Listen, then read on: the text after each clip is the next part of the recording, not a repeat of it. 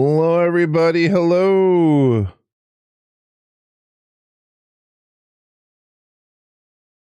How you doing?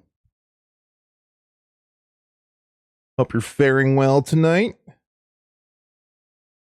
There's a few of you out there. Might wait a couple minutes to get this started, but some more stragglers come in. What's up, Sundance? How's your evening? Or morning, depending on where you're at.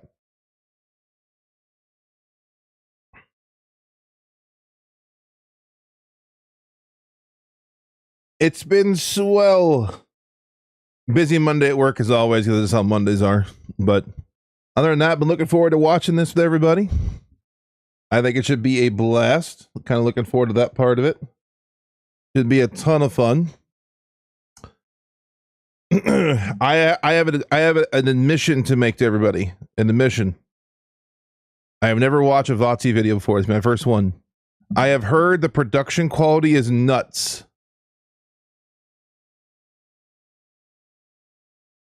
I've heard the production quality is nuts.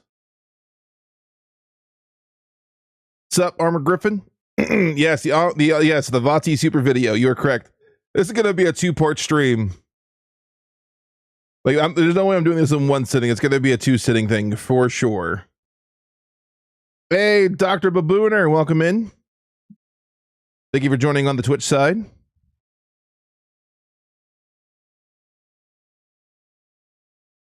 And IGN said A6 doesn't have a story. What a joke. Yeah, let's face it. The people who said Armored Core didn't have a story are because people, unfortunately, are so used to, like, overly elaborate cutscenes to explain story to them. They don't appreciate the art of subtlety in storytelling. Like, Armored Core 6 has a lot of brilliant story beats to it because it leaves you enough information in sporadic moments to specifically wet your whistle to try to get you to think about, okay, what am I looking at? What am I seeing? What's happening? So that being the case, yeah, I'm thinking a lot of people just don't get that concept very well, and so many games now are so overbloated with so many ridiculous cutscenes that, yeah, that's how it is.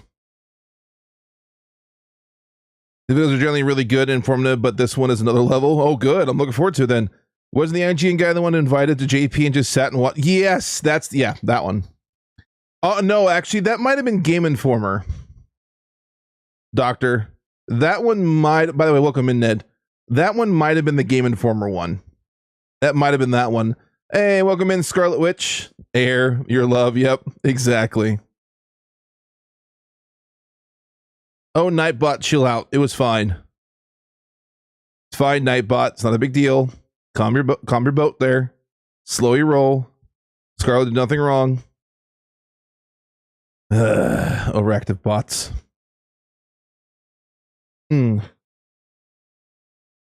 Anyways, that might have been Game Informer, Dr. Babooner. Hey, Gundam guy, welcome in. The serious this game was just before it released. Yeah, no kidding, right? Like, it's nuts. Feels a little quiet. I'm seeing like some music right now. Although we're gonna start, I won't be quiet then. All right, we're starting to load up a little bit with people. We got 10 people on the YouTube side. Might go ahead and get started here. Yeah, exactly. Mysterious work. Yeah, exactly. It was like this enigma. I remember when the leaks came out, like, you realize there were leaks for this game. Armored Core 6. There were leaks for this game like 4 years ago. There were leaks for this game 4 years ago. I remember saying, nope, I've been waiting on Armored Core for so long now until I actually see something, I don't believe it.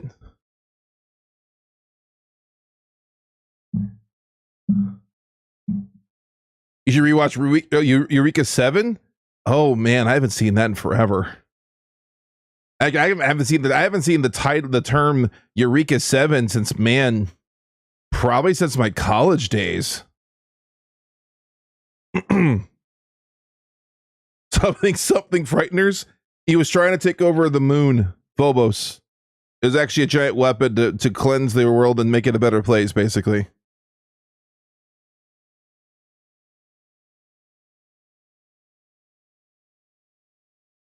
Yeah, not only that, the Game Informer article spent like half the article talking about like the food spots and how there was no beach.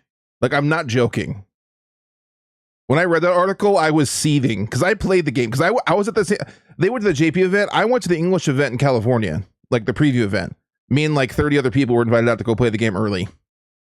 And I got to tell you, like, my mind was blown. Like the way the architecture was set up, they had like this whole hangar set up with all kinds of decorations. And when I finally got to got my hands in the game and got to play, I'm just like, what are these people? What? Because I remember seeing that article later, like, I played this game for 6 hours. Y'all are nuts. All right. Without further ado, let's get this thing started. I have not watched this yet. It's loaded up. Bringing up my interact so I can see it here.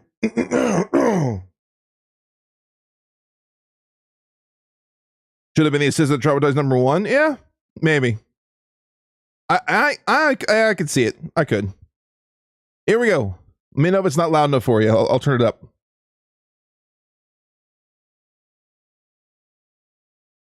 Organic substance capable of self-propagation. The speed at which it proliferates is determined by the density of the colony. Hold up.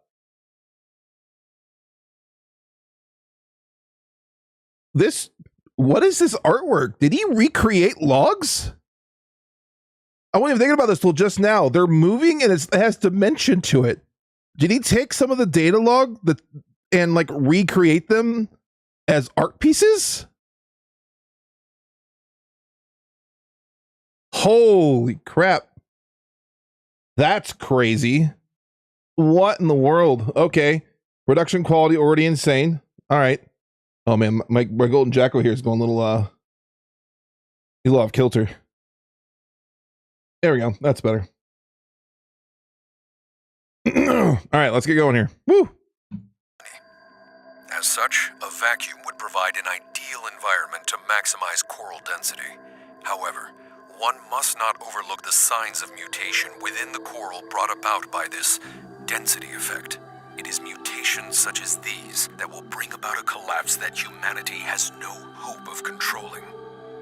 Assistant number 1 has lost his mind.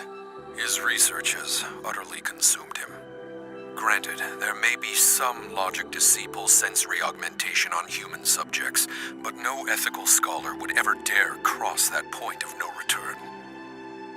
Mankind is driven mad by possibilities. What does coral represent, if not sheer potential?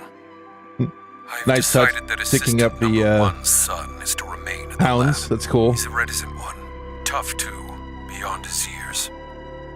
And now, our research has robbed him of his mother. Okay, it's blowing my mind right now that he recreated some of these data logs. Like, what the heck?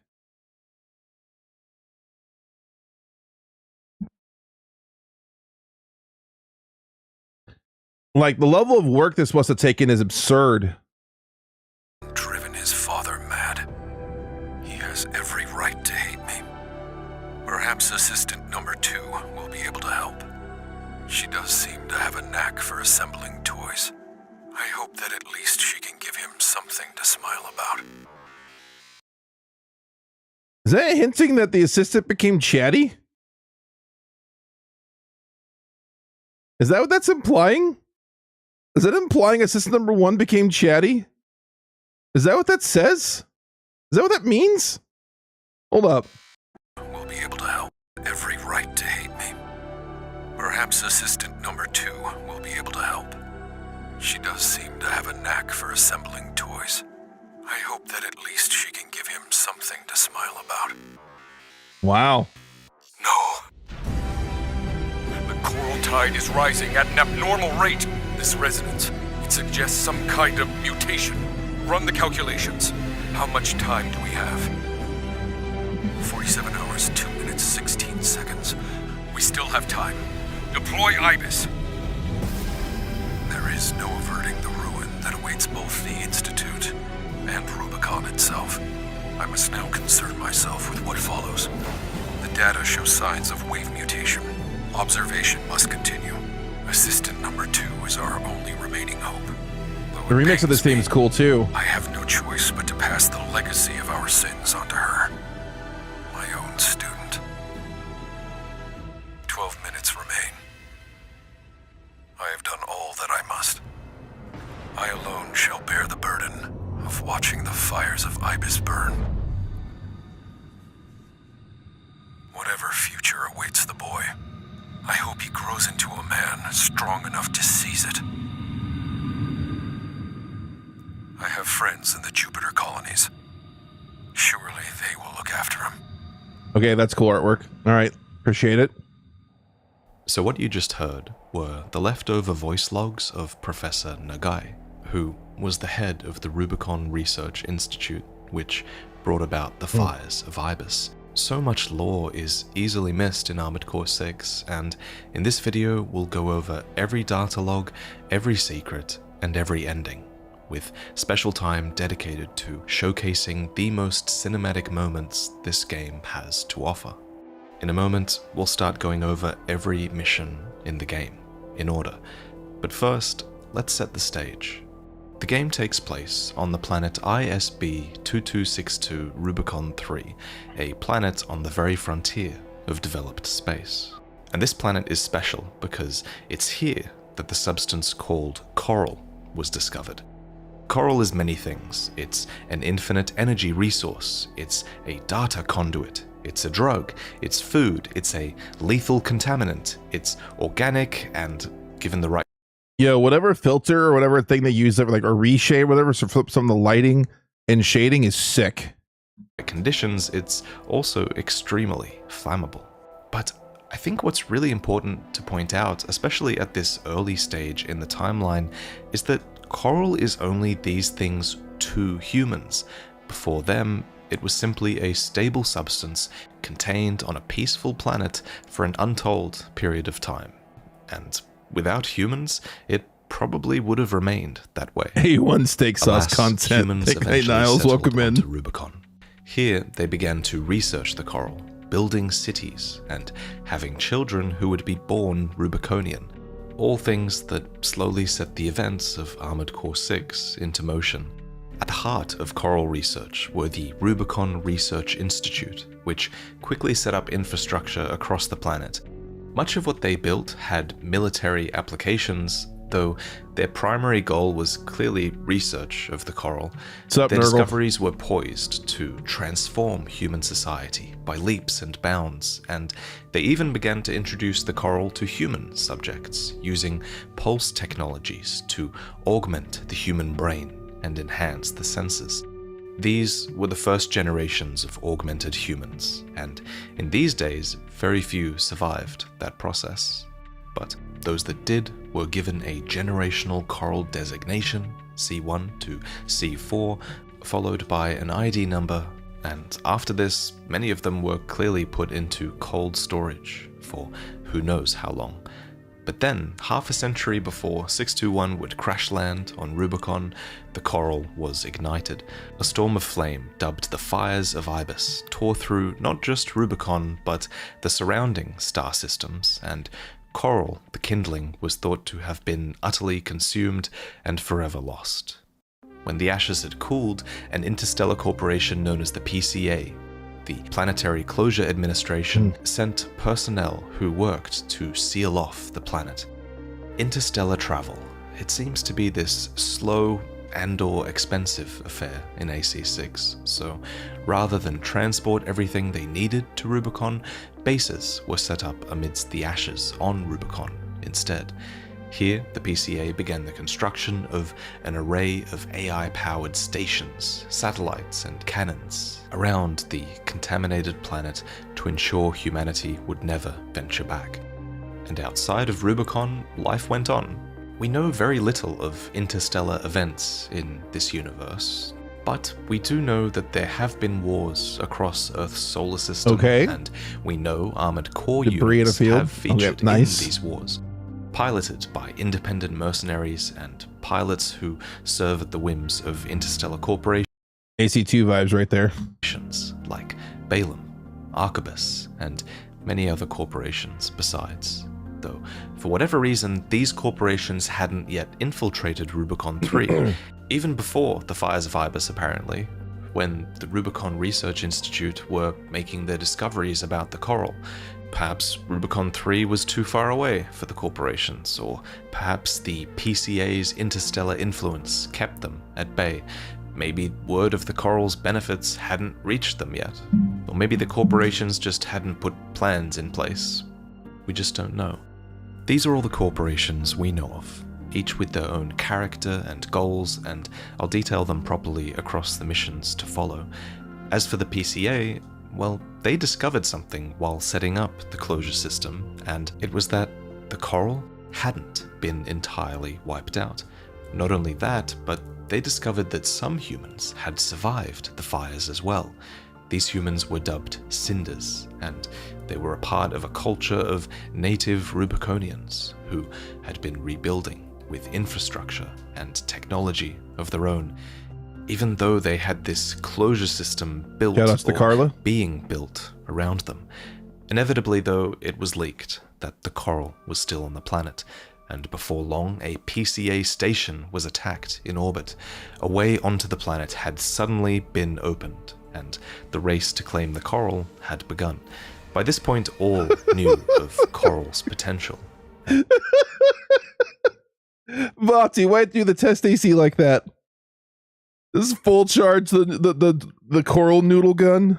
Go full Kamehameha, you know, red coral noodle on the tester AC in the test arena, seriously? Why'd you have to do that to this guy? I wasn't expecting that in the middle of this. That poor dude. And any political risk of traveling there was clearly outweighed by the sheer benefits that such a sublime substance had to offer.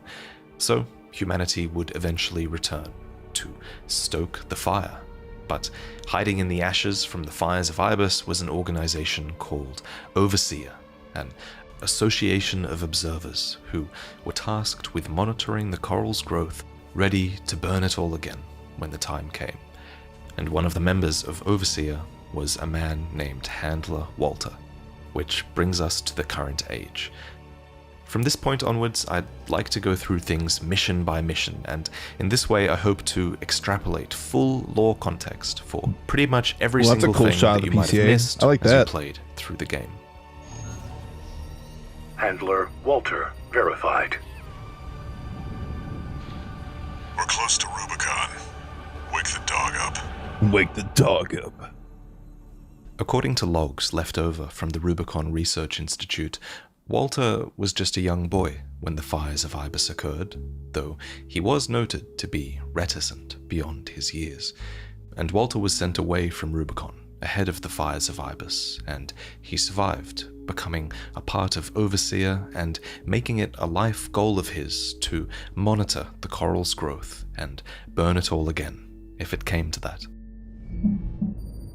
Activating cerebral coral control device. Augmented human C4621 has awakened. So, who are we? Who is 621? Well, our name reveals quite a bit. C4 is a designation that reveals we're a fourth-generation augmented human, one of the last generations to experience coral pulse technology during the augmentation process. And the number 621 means we're 621st within that fourth generation.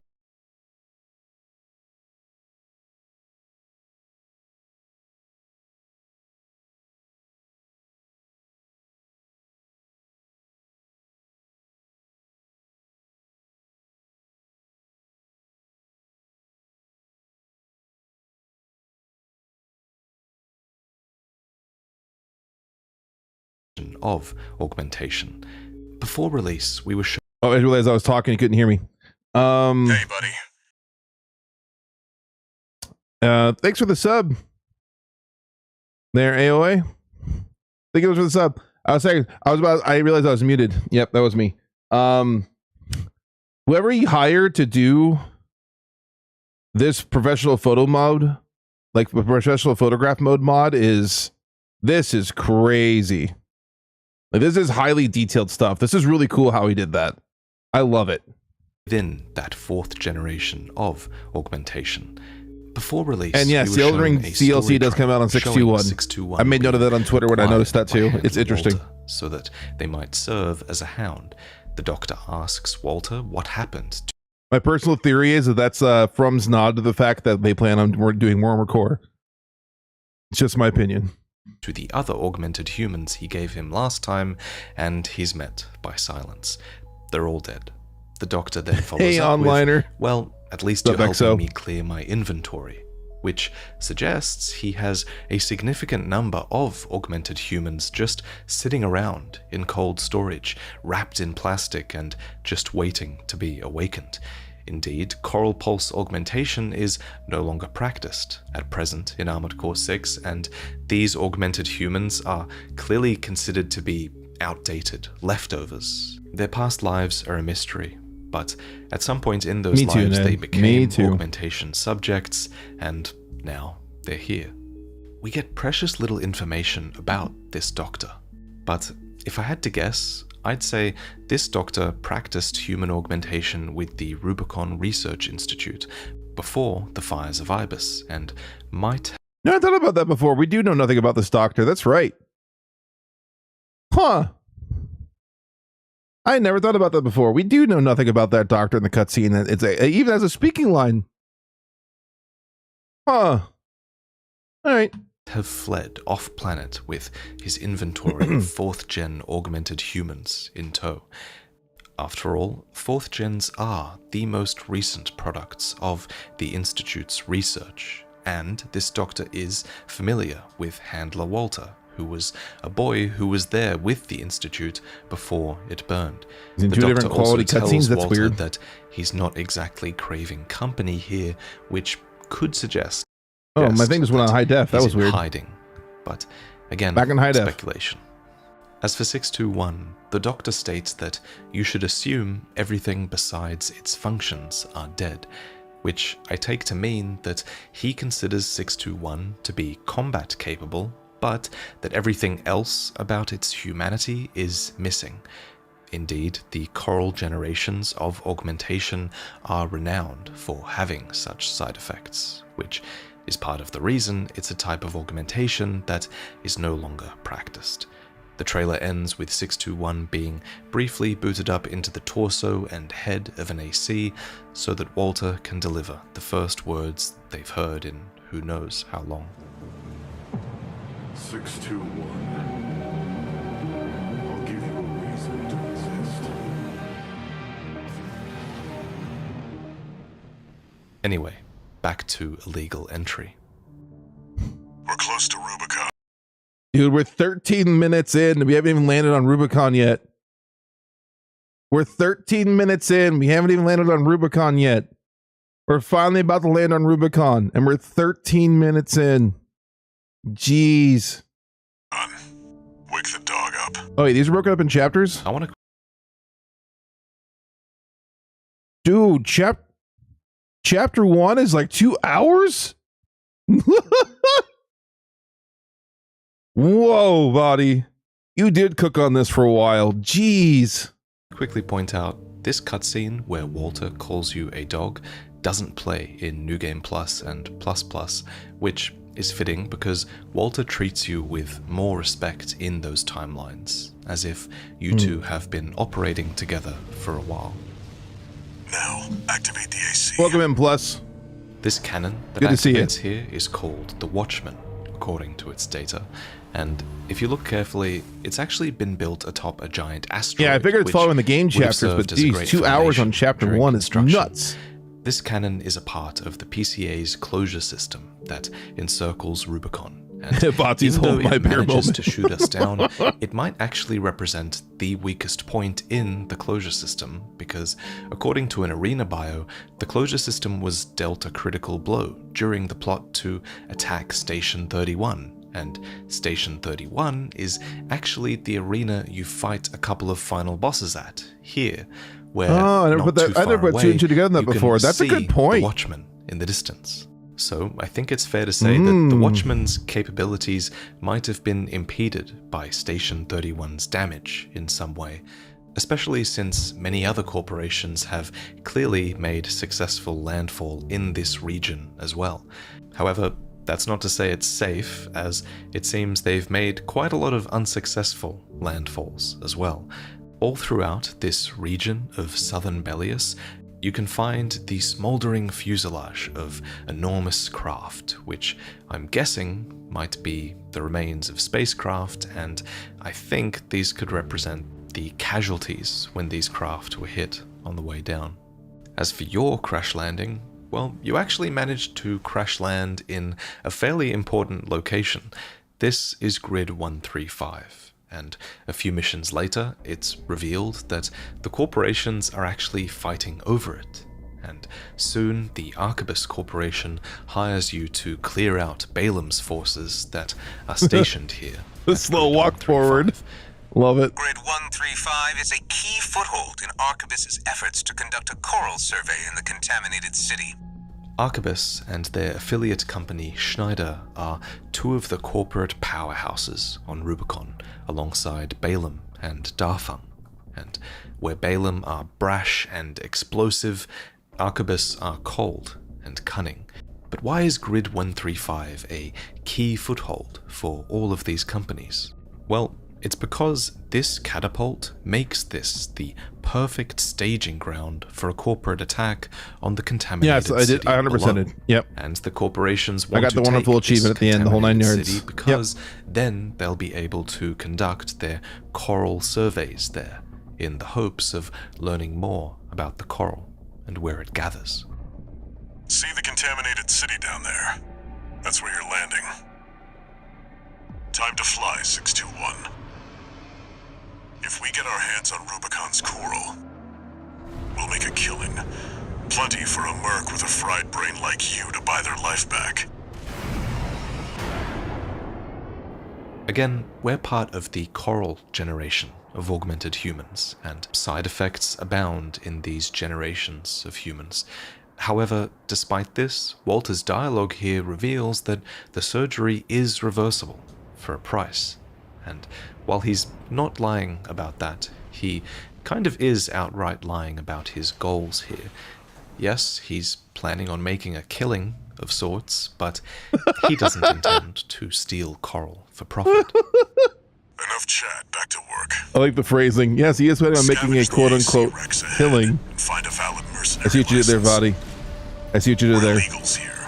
You'll need ID to operate. All the AC wrecks in the city reveal that quite a fight has taken place here already.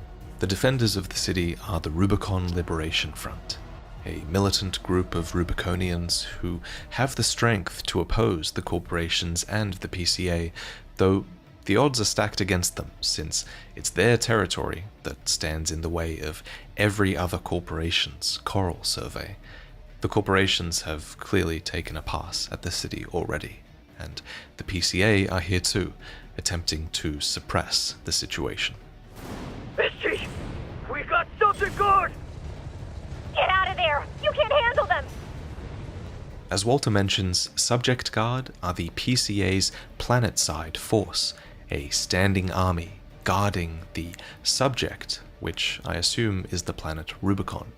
The fact Walter calls them planet-side suggests that they have another, likely even greater force beyond Rubicon's atmosphere.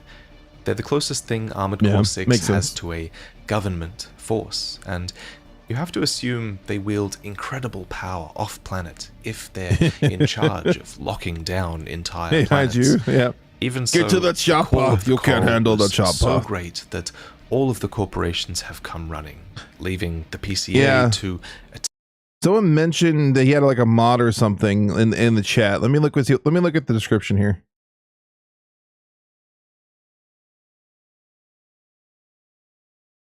Those are the mishap from a project partner, editor, and capture artist for this. To chain failure who work on the custom AC6 camera mod, which enabled all the cinematic footage to be taken. Okay, that makes sense. There you go, right there. He had a custom camera mod made just for this video. Oh, and you get a GitHub. Oh, it's available? Dude. That's sick.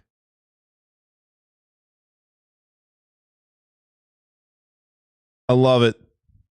Being limit for the footage and editing assistance. Rice Pirate Mick for the voice acting, storyboarding, person for their animation. Man, he had a lot of help on this. Jeez. So many different people were involved. Wow. Attempt to suppress things here with their planet-side force, while untold politics play out in a part of mods are AC6's awesome on the PC side, so I wanted it on we PC don't so get bad. to see. Speaking of things we don't get to see, the license we eventually claim belongs to Raven, an infamous pilot who has somehow fallen in battle here. You might recognize their AC. Man, this camera bot does do a lot of Nightfall work. From Armored Core 6's first cinematic trailer, where they're locked in battle against a rival. Too bad he's so AC easy to kill in atop this one of game. the It makes me grids. sad. This trailer goes on to show a bunch more that we now recognize in retrospect. There's the Juggernaut. Also, can we just make a note the here? Cataphract, the How S brutal we now Nightfall is. recognize Look at this. atop Look what he one does. of the See what he's doing? grids. Look at this. This trailer This goes on to show a dragon, bunch more the that we pile now out with the recognize dripping. in retrospect. There's From the you know what you're Juggernaut, doing. the Cataphract, the SG helicopter, Gatling guns, and MTs at the wall, and even Arquebus deploying a set of ACs here. This trailer does a good job of showcasing all of the factions going to war on Rubicon. Man, how's he know? How's he know that's Arquebus? It's the Fallen What? Raven and their cohorts. Is there some indication somewhere This that this is trailer does a good Arquebus? job, and even Arquebus deploying a set of ACs here. This trailer does a good job of showcasing all of the factions going to war on Rubicon. And it's the Fallen Raven and their cohorts that are in no small Yeah, the trailer way was good. The responsible trailer was for hype. turning Rubicon into this corporate playground. So, who is Raven? Well, Raven belongs to an organization named Branch, a hacktivist collective of 4 mercenaries who arrived What, on Balaam? Rubicon Yeah, I was kinda around thinking the same time thing, to be honest coral with you. response was rediscovered. So not only did they manage to get access to what was assumedly extremely confidential information about the coral, but they also leaked that information to the corporations. And not only did they leak that information, but they followed up with an attack on Station 31. The station Yeah, Griffin, I feel you too. I feel the same way. Destruction of which dealt a critical I was blow hoping like to the Branch would closure recruit us system, or something. creating the very gap that we and countless others likely exploited. Dude, look at this shot. That is the reflection. Just the perspective on this. Look at this shot. Hold up, let me go back. That You see from the dealt beginning. a critical blow to the closure system, creating the very Oh gap man, that's beautiful. we and countless others likely exploited to set foot here. We'll go into a bit more detail on Branch later when they show up, but for now it's enough to know that Raven was high on the PCA's list for termination. In future missions, the PCA considers Raven to be dead. People said so AC6 had the bad PCA graphics. either found them fallen here, Welcome or in, Jess. they managed to defeat Raven in combat here, which I think that's more likely. I think Raven was probably fighting on the side of the corporations and then wound up getting more than they bargained for with the PCA around. But of course, that's just speculation. Whatever the case, for now, we take up their license and their legacy. The problem is people have a hard time deciphering or splitting the difference between graphics and aesthetics. Like the graphics on this aren't bad. Like they're not bad. I mean, they're older, sure. I mean, it's an older engine, but they're not bad. What they took issue with was the aesthetics. Like, dude, you're on a war-torn planet that just literally had an entire fire sweep across the entire planet. There's hardly any survivors after this gigantic, weird chemical fire. And you expect it to be super colorful or something? Like, of course, this is what it looks like. And From did a good job setting the atmosphere with the art style. So yeah, no. Yeah, I completely disagree with the sentiments people have with the graphics on this game. Allmind provides a combat training simulator to support its mercenaries. Your license was in a suspended state. Perhaps you may need a refresher. Now, I don't think having a license really makes it legal for you to operate on Rubicon, because no mercenaries here are really legal, in the PCA's eyes at least. Rather, having a license allows the corporations to access a centralized system of active mercenaries so that they might hire them, and for that task there's AllMind to assist. AllMind is an AI support system that exists for all mercenaries and seems to handle licensing on Rubicon, as well as access to the parts shop, training simulators, a simulated arena mode, and she also does many other things besides. Many other things. Armored Core 6's second mission is Grid 135. Ominous foreshadowing. It's the sort of mission you don't think twice about, but at the back of the battlefield, there's a corridor, and at the end of the corridor, there's the chamber that you crash-landed into at the start of the game. And hiding in this chamber is a ghost, an agent of AllMind that is clearly investigating the crash site.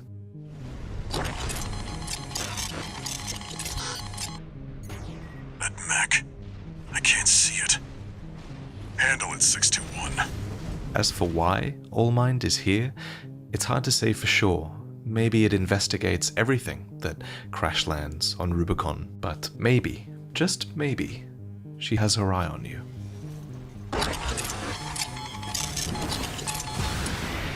Confirmed. Unidentified machine down.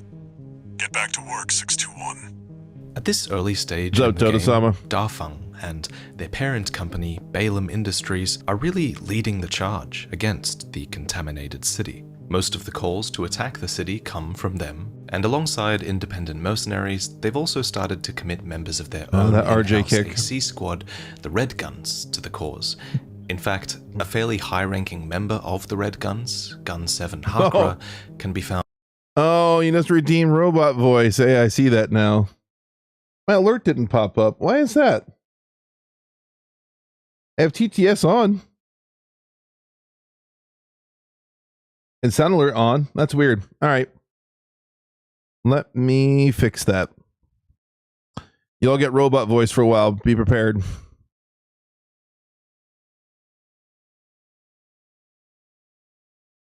All right, here you go. Robot voice is now here. All commentary for the next 5 minutes will be in robot voice. You all can thank Dodo-sama for this. Found dead in the center of the city from the very start of the game. Subsequent missions for Balaam have you destroy RLF artillery installations, and then later destroy the transport helicopters carrying supplies to the Strider. And eventually Balaam throws so many resources at taking the contaminated city that they are victorious. Welcome in, and the Mr. city Pitt. does eventually fall under their control. Yes, I'm Gun We know 13 this Raymond. because when we return to the contaminated city later in a New Game Plus mission, it's Balaam's forces that have taken over, not the RLF or Arquebus. But this raises the question, why is the contaminated city so important to Balaam? Well, in the Grid 135 cleanup briefing, Arquebus reveals that they consider themselves to be ahead. Not in the entirely Coral true, Survey plus race. So you can't maybe hit, Balaam is desperate to make some headway here, more so than Arquebus, desperate for some clue as to Gosh, where wow, my the brain. claimed Juggernaut is. Vertical missiles work well on I will Juggernaut say too. one thing that you notice in a lot of missions is that groundwater is very often present wherever there's coral. And considering the contaminated city is flooded, it might really be close to some underground vein, and Oh God, the city Sundance, you're might scaring be me. a valuable survey asset because of that. But why is it called the contaminated city? Well, according to an in-game cutscene, the fires of Ibis left lethal contamination in its wake, which reveals that burned up coral is in fact lethal. But then, live coral is also lethal. Later on, there are warning symbols for coral caution, and live coral absolutely wrecks your AC. It even has a damage type that's all its own. A damage type there are no defenses for. So, I think the word contaminated might just relate to coral in general.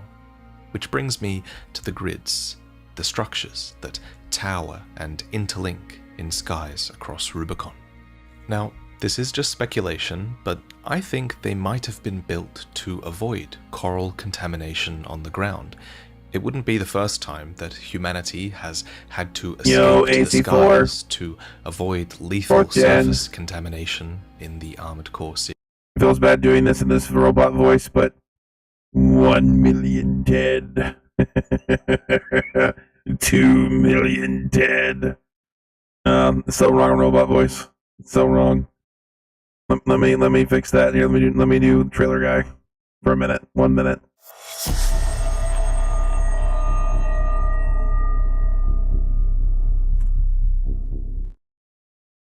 $1 million dead. 2 million. 3 million. Yep. Psychopath. All right, I'm back. Series. And what's interesting about these grids is that they actually predate the fires of Ibis. You can literally see them being enveloped by flame in the cutscene, so they can't have been built to avoid contamination from the fires of Ibis. They might have been built to avoid coral contamination in general before that.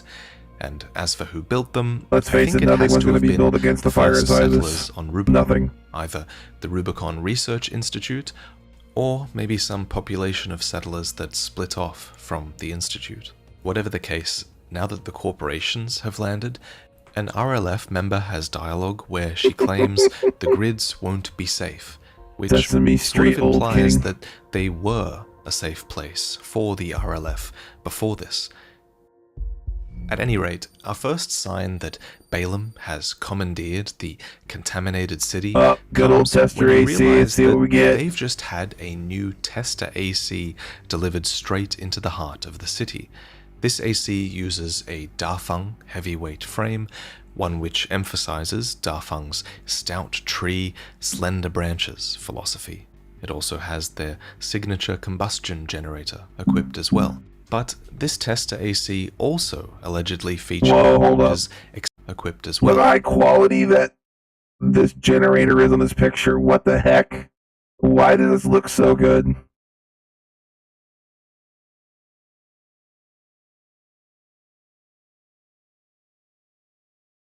All right, 5 minutes have passed. Back to normal voice.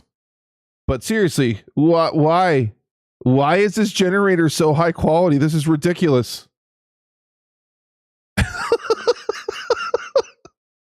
But this tester AC also allegedly features extensive assembly optimizations, such as the 12345 booster from RAD, which actually does feature quick boosts that Even the synergize booster, what extremely is well this? with this heavy build, but the tester pilot is tragically bad at making use of it, and they rarely ever dodge at all. As per the briefing, all of these optimizations allegedly come from an external architect.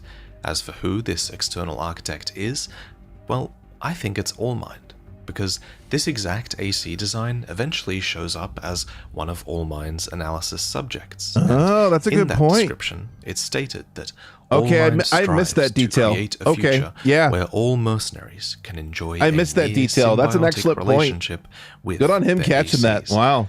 This is one of Allmind's core goals, programmed into its very being.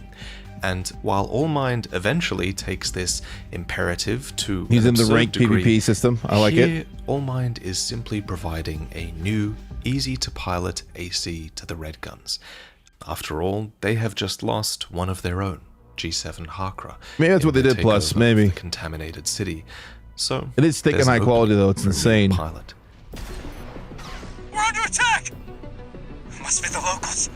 No, it's an independent. Poor Tester AC gets to get taken out in glorious high def. I'll deal with the Merc. I've been training for this.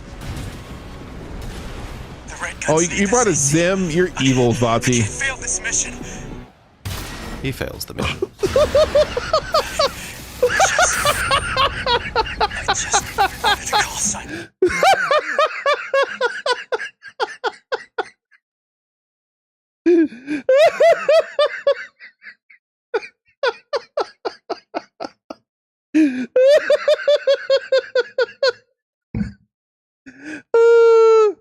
All right, Props to you, Vaati, on comedic timing. That's comedic gold. That is...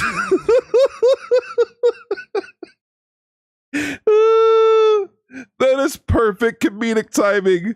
Bravo. That was very well done. Oh, man, that's funny.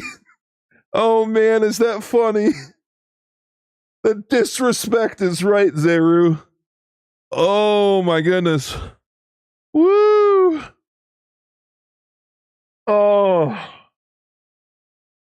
All right, we're doing that again. The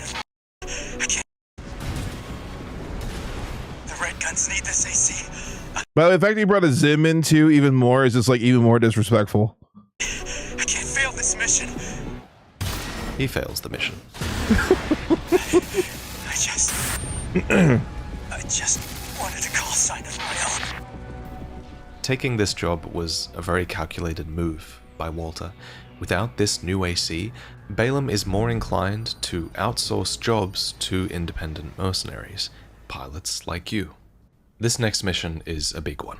Attack the dam complex, with a briefing delivered by Gun 1 Michigan himself. Heard the good news from Walter, did ya? Good. Sit your ass down and listen. So who is Gun 1 Michigan?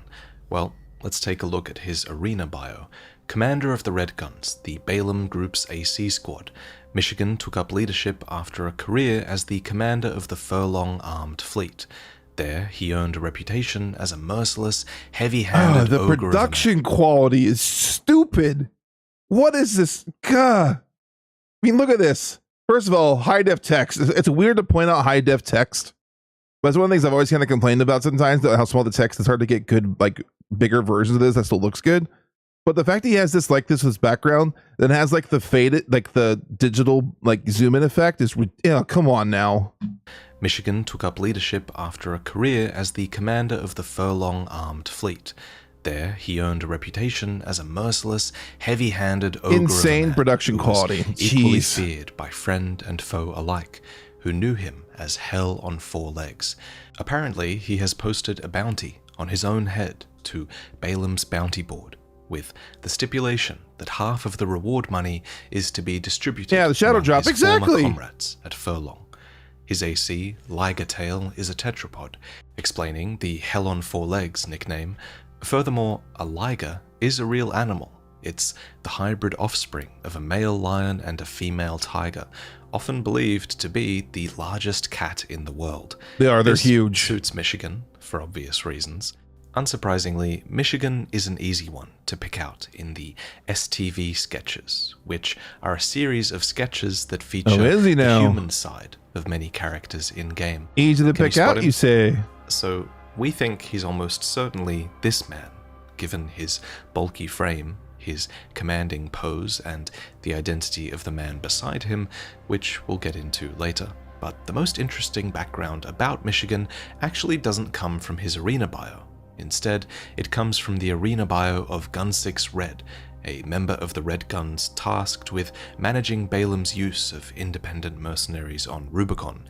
He's the one who has been delivering all of Balaam's mission briefings up to this point. I'll introduce myself. Gun 6 Red. But you can call me sir. Red's arena bio reads, as a young boy, Red's life was forever changed when he saw the news broadcasts of Commander Michigan's brutal triumphs in the Jupiter War. Red trained through blood, sweat, and tears in order to emulate his idol, supporting his impoverished siblings all the while. When the Balaam admission exam finally came, he won his place in the Red Guns at the very moment he stood to attention to greet the squad. Of course, what's most interesting to learn from this bio is that there was a Jupiter War, and that Commander Michigan, leader of Balaam's Red Guns, was victorious in it.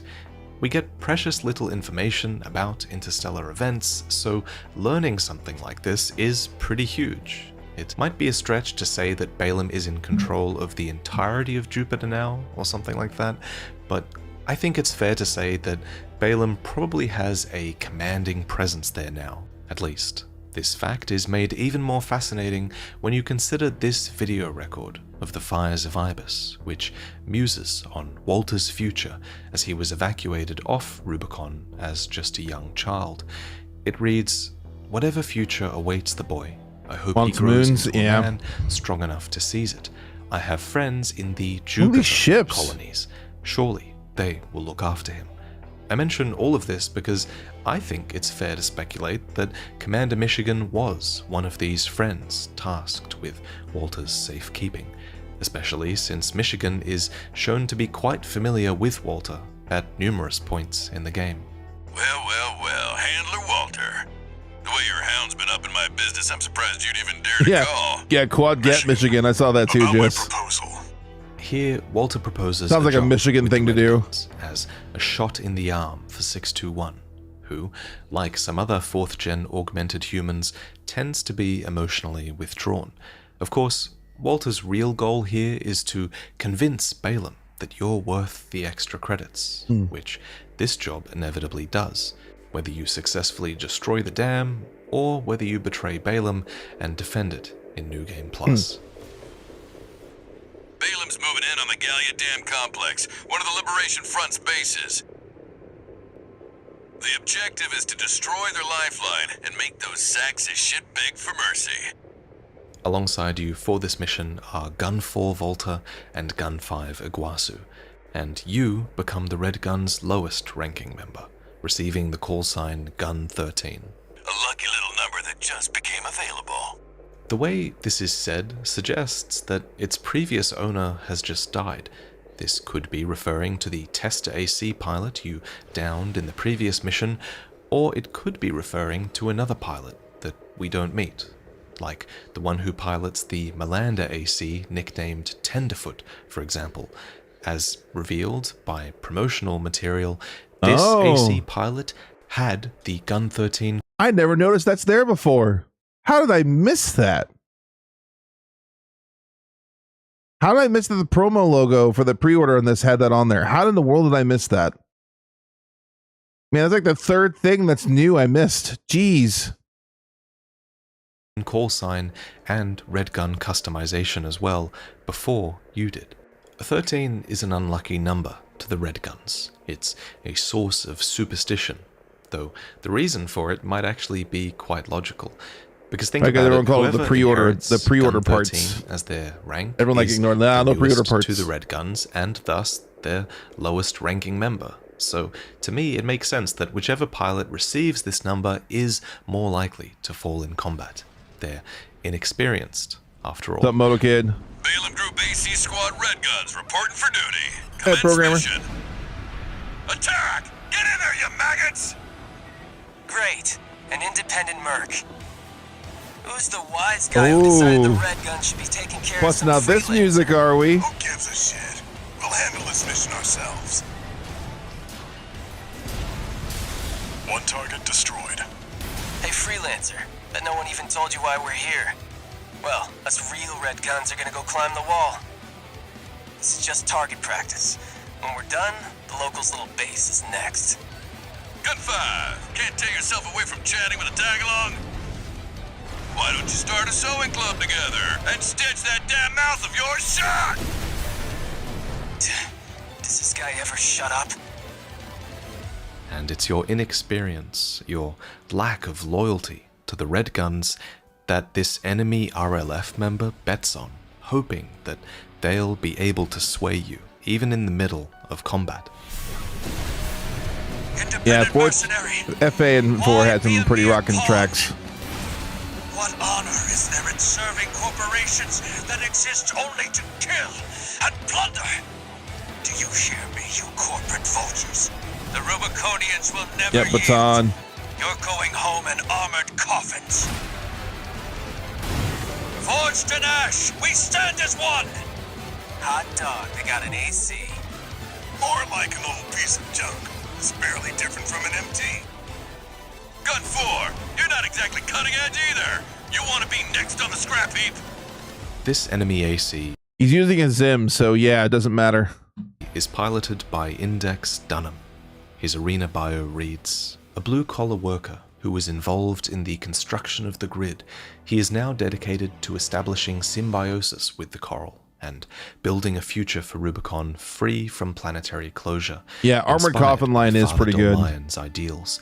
Able-bodied and eager, he is zealously dedicated to the cause, but he is more at home in the construction yard than the cockpit. It's this description of Index Dunham as a loyal worker that helps to identify him in this STV sketch. I think he's pointing towards Father Dolmayan here, as he argues with another man. It's from Dunham's arena bio. That okay, was that a pun? Was that a pun, Vaati? Because he's pointing his index finger. Is that what that is? Is that a pun? Really? Really?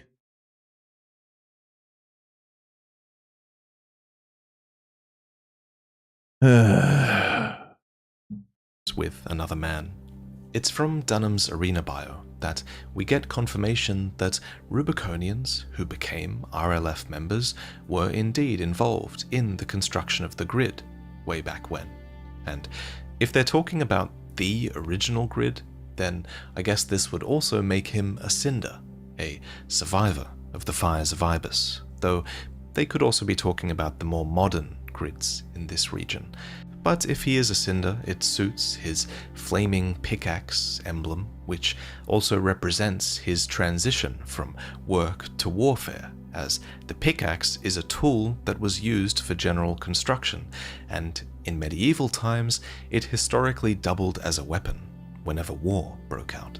This same duality Yep, that's where the war pick came from. Warrior can be applied to That's why the war Index pick Dunham's became AC a as well, weapon. which is also named Burn Pickaxe, and it uses Basho parts and the Joso generator, parts with performance that, I quote, is not dissimilar to generic Labor MT models, which reflects this hasty conversion of Labor MTs into combat ACs that could be used to repel the corporate incursion, where these ACs were based on MTs that were just basically Labor models originally.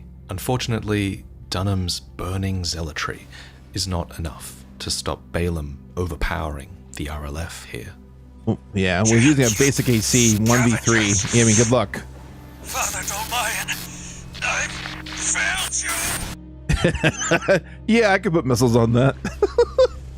Confirmed. All targets destroyed. Looks like we got competition. You got lucky, freelancer. Shut up, Iguana. Index Dunham is so dismayed by the dam's destruction here for a couple of reasons. First, what we're tasked with destroying here are generators. These are what give the Rubiconians power, and likely what keeps them warm. Michigan describes this dam as their lifeline, and it's a grim reminder of the war crimes we're committing, crimes that the game does a good job of distancing you from, but crimes that occur nonetheless. And if you're wondering how a frozen dam can generate power, well, first, it might not always be frozen. By the way, Jay, I know it's Iguazu. I just said Iguana to insult him. Some hydropower, but the true source of the dam's energy is actually likely to be underground coral. A later combat log titled "The Well Dries" reads, "The well we found in Gallia is going to dry up sooner than later. We just can't harvest as much coral as we used to, and what little we do get, the corps squeeze out of us. They know we need it to raise mealworms. How many more children must we watch starve?" So this reveals that I'd say the ephemera's like Sega Saturn coral that the Rubiconians tap into That's what I'd for give energy. it. Sega Saturn. They use this harvested coral That's to the vibe it gives me. raise what are called mealworms. We find these mealworms later, creatures that actually manage to feed on the coral, digesting it before themselves becoming a safe food source for Rubiconians on what is actually an incredibly hostile planet. A later combat log even mentions that the I've never seen these things so up close. Wow. This camera mod is doing work. Jeez.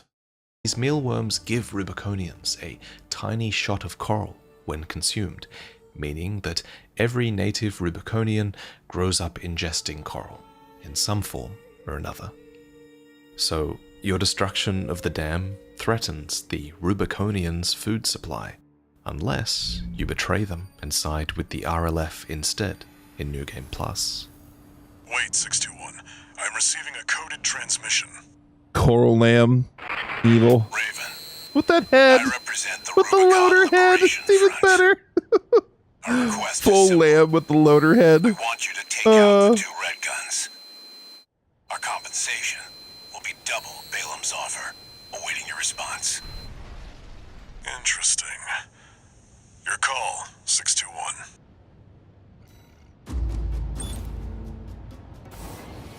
Your cooperation is appreciated, Raven. 621. We've received a friendly ID tag from the Liberation Front. Let's not waste their firepower. Loader forehead. Oh, the Rob Bunk.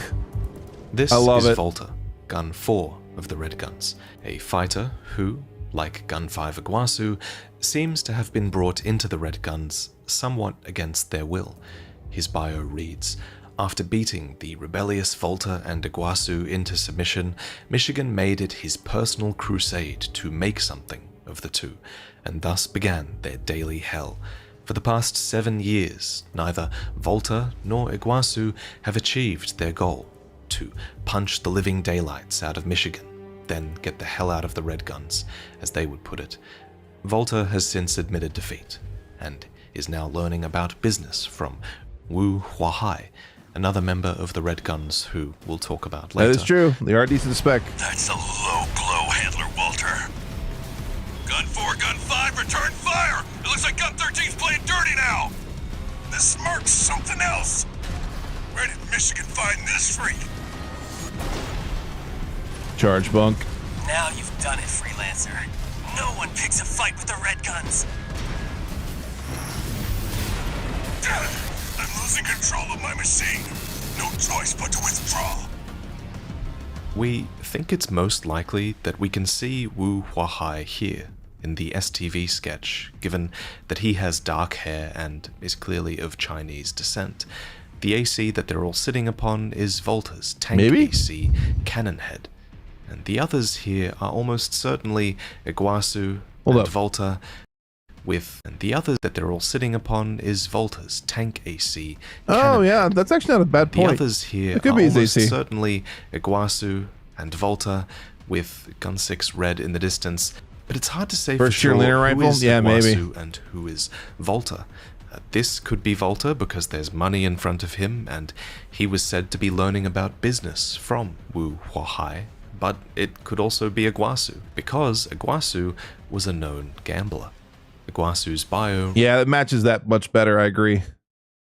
reads, "Backstreet gambler, Iguazu bet big and lost, and he was forced to undergo experimental 4th-generation augmentation surgery to pay back his debtors.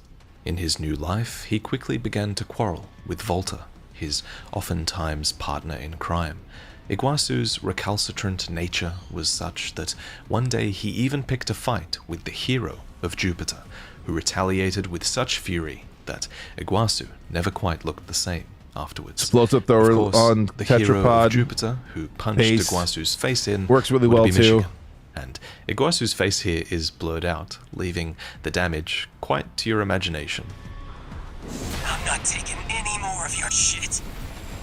I already get enough from Michigan every day of the week. As for Iguazu's recalcitrant nature, that's even Yeah, punch him in the represented by face. his Punch choice of him. emblem, which is a stag beetle, a species known for clashing violently with its peers. Recalcitrant means to have an uncooperative attitude, especially towards authority or discipline, and it's not too surprising that Iguazu has this attitude, thrust as he was into the Red Guns, hardly by choice. Watch it, Freelancer. I'm not going down like Volta. I'm gonna punch the living daylights out of Michigan, and no one's stopping me.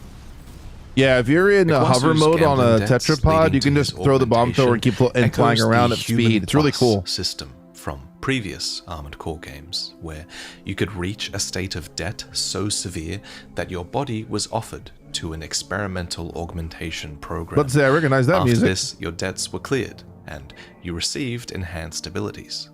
The fact that experimental augmentation can work a similar way. Okay. The fact Just so you know, this is not a mod. There was an option in the game to press the buttons. I think it was R2. I think it was R3, L3, and like all four, like R2, L2, all at the same time. If you press all at once, it puts you in the first person mode. So this is not a mod. This actually was, you could do this in different AC games. So, yep, this was a thing. You could do this in the game. Experimental augmentation. I forget what the button press was. I remember included the two are clicking in the analogs though. Here, getting a new life after his surgery offers a rare insight into what our past as 621 might have been like. Of course, we can only speculate on the details, but Iguazu, by the way, kudos to him for including that as a part of the cinematic. That's really cool callback. Like us, is also a 4th generation augmented human. And it's possible that Iguazu was bought and paid for after his surgery by Michigan in a similar way to how 621 yeah, you're right. Walter. Plus, it might have been only after you did that Walter you beat the last Michigan mission. were likely to have ties to the Rubicon Research Well, beat the final boss, I mean. Institute. And maybe they share a source of 4th gen augmented human stock as well. Not to mention the fact that Walter has the word handler as a title suggests that there are other handlers of augmented humans out there, and that buying and paying for augmented human lives is a firmly established thing in this universe. Damn it! I've been hit bad. Freelancer got lucky. Confirmed. Gun 4 and Gun 5. Didn't play through all the older games? Yeah, I haven't done that yet. You can bill me for might check it out later. Fees, Michigan. You've ruined our little field trip, Walter. I'll be billing you for tuition fees too.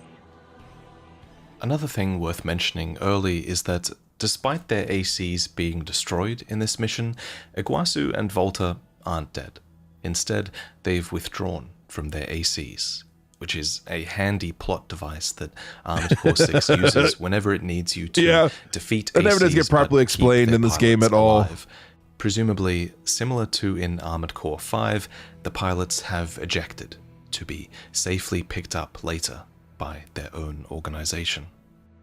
Your cooperation is appreciated, Raven. Though they're never named, these voice lines came from a man named Middle Flatwell. He's the de facto military leader of the Rubicon Liberation Front, and he's the one who's offering you the job to double-cross Balaam here.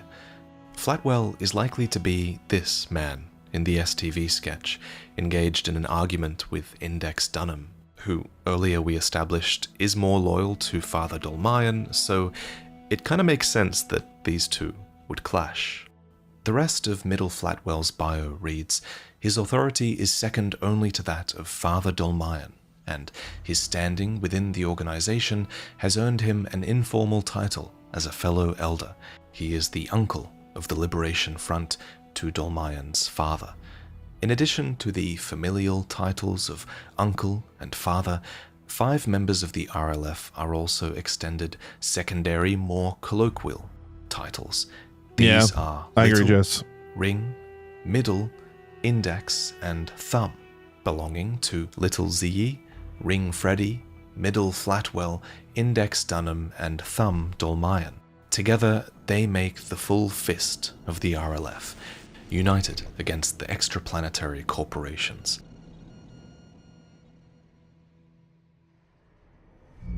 Got a job for you, 621.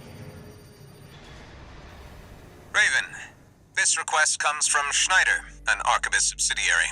Oh, the Strider. The mission will take place in the Bonadea dunes of Western Belius. Our coral investigation there is being blocked by the Strider, a Rubicon Liberation Front mining ship. You are to destroy it. In the earliest leaks of Armored Core 6, the coral was called melange, the same name given to the spice in Frank Herbert's June. Oh yeah, I heard the music. Which Armored Core 6 seems somewhat inspired by. Yeah, there it is. And if the coral was melange, then the Rubiconians would be the Fremen, a people that are hardened by strife and emboldened by their familiarity with their planet's most valuable resource. There's a lot of parallels. An unidentified AC. Must be one of the corporation's dogs. Home run. Burn them away. Yes, sir! Coral, abide with Rubicon! Abide with Rubicon.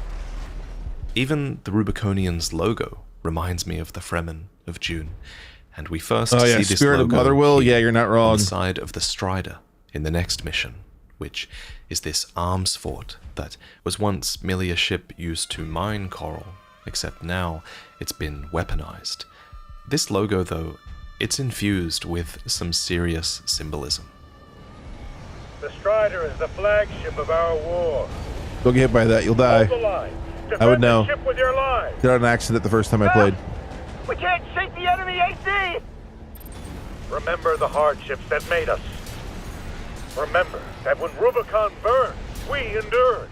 Now that the dam is destroyed, the Strider will be crucial to the RLF, as it's a way for them to travel around Bellius, mining coral and distributing it elsewhere and, controlling their own destiny. No, we can't lose the Strider. It goes up in assault armor is the eye. Based. Damn hyenas, damaging the planet. Coral, abide with Rubicon. Sure would be nice if you could help the RLF and help them keep this ship around, but alas, it's either destroyed by you or destroyed in New Game ++ by a foreign force if you attempt to Okay, that transition, instead. sick. According to this New Game Okay. ++ Kudos for that transition to the night version of the map. Jeez. mission, the RLF paid another Rubiconian force, the Doses, to outfit the Strider for combat. This included attaching all of the weapons turrets, as well as attaching an enormous energy laser, the Eye, to the front of the ship. It looks quite similar to the closure system Eye, actually, which It does, makes yeah. me wonder if there's a story there or if this is just coincidence. At any rate, the RLF need these weapons attached because, once again, the corporations are intent on a coral survey in their territory, this time in the Bona Dea Dunes, which, again, have water on their surface, so assumedly there is coral beneath these dunes, especially since the mining ship is in this location. But the most curious part of this mission by far is the New Game ++ variant of it, where you're given the option to escort the thing, and it gets taken down by foreign forces before you can arrive. Hold the line. This is my satellite now. Look at me. Look at me. This is my Enemies on the satellite now. radar. 621, they're coming. Are those sea weapons? Defend yourself, 621. They're not going to listen to reason. Those are drone weapons made by the Rubicon Research Institute. Relics that survived the fires of Ibis. This moment is kind of bizarre because despite Walter later telling you he'll look into this, we never get a follow-up on why these machines attacked here, forcing us to try and puzzle it out ourselves. Yeah, so these this is the only time these ever show up in a left mission, over aren't they? from the Rubicon Research Institute. Hey, the wheels, show up other places. I think this is the only time those ever show up in a machines mission. named after the sunflower that they really do look a lot like. Amazing name. And the other set are MT-like drones that you eventually find in a state of disrepair around Institute City, which is an underground city on an entirely different continent. Specifically, these are all sea weapons. They're autonomous deterrents created by the RRI to protect the coral. So, following on from that, if you go it's down the logical to water, think you're that right, these weapons Sundance, might yeah. just be defending That's one of the data coral logs, actually, here or combat against logs. the RLF, who might have been mining it, and maybe they just accidentally triggered these sea weapons lying in wait beneath the ground. However, it's kind of strange to think that the Rubicon Research Institute would have planted sea weapons here on a different continent so far away from Institute City. Yeah, I was just talking about that with It's also Sundance. kind Yeah, of strange to I think forgot that's that one of the RLF combat would logs on just that mission. randomly trigger them now while They show up they're twice. mining here, uncovering relics that The wheels, clearly they show up didn't twice. That's even know funny. existed. What is that thing? Alternatively, you could theorize that the PCA sent these weapons to suppress the RLF. The PCA do commandeer other Institute relics, after all. You could even theorize that Allmind is behind this attack, since she has a vested interest in seeing Arquebus succeed in this mission. In the end, though, I don't think it's possible to know for sure what's happening here. Looks like the last of them. That kick. Nothing on the long-range radar. You may have Double failed to protect Zim, the double Strider, Songbird but tank. you had a hell of an excuse. I'll look into this. You go Yeah, that home would and get wreck some that rest, mission pretty 61. hard. Regardless, this mission gets you a foot in the door for Operation Wall Climber, led by Arquebus. We need slug I lore. understand you want to join Operation Wall Climber. You do realize that smashing up some old Institute relics hardly qualifies you. Commence Fine. mission. We'll start by clearing the way for Arquebus. We're an hour in. Take out the Not Gatling quite an cannons hour. protecting the city, and the Baus Tetrapod MT We're at further 56 minutes. You'll never climb the wall, Corporation dog! Coral! Abide with Rubicon! We're under attack. They're in the city. It's just 1 AC. Arquebus. They're mocking us. Forged in ash, we stand as one! Die, mercenaries! Corporate scum. Baus Tetrapod MT eliminated. Unlike other missions up until this point, the wall isn't important. Speedrunners be because like, it's "There's part no of the story Coral in Survey. AC6." It's important because it's a key trading outpost, presumably with the infrastructure from which Coral surveys can be launched. Double Ludlow and Haldeman. Naturally, Yep. taking the Uber wall based film. strikes a blow against the RLF, who use it to supply their own forces. Balaam, as is their style, rush in headfirst to take the wall, sending Iguazu and Volta on what Volta describes as a suicide mission. However, Iguazu chooses this moment to go AWOL, leaving his partner Volta to attempt the wall climb alone. And it's a task he can't complete. In front of the wall is a video record, with an incomplete message sent from Volta to Iguazu, apparently just before death. It says, "Iguazu, I'm telling you man, you gotta give Michigan another chance. He's different from the suits at HQ. Look, I know he's an asshole, but he's looking out for us, you know? Almost like we got a family here. Man, if there's anyone who deserves punching out, it's the freaks who sent us on this suicide mission. You picked a good day to go AWOL. Wish I..." Oh wow, So this that's log dark. tells us a few things. First, that it Dark. was the suits at HQ that demanded this mission, not Michigan himself. It's a good reminder that even though people like Michigan and Snail are the leaders of the Yo, combat Nesto teams with the here on resub, Rubicon, 3 months on they're Twitch. actually Thank you, not dude. the highest-ranking members of Much Balaam appreciated. and Arquebus. They're the ones calling the shots. Abide with presumably Rubicon. Somewhere safe Yes. off-planet, where we never get to see.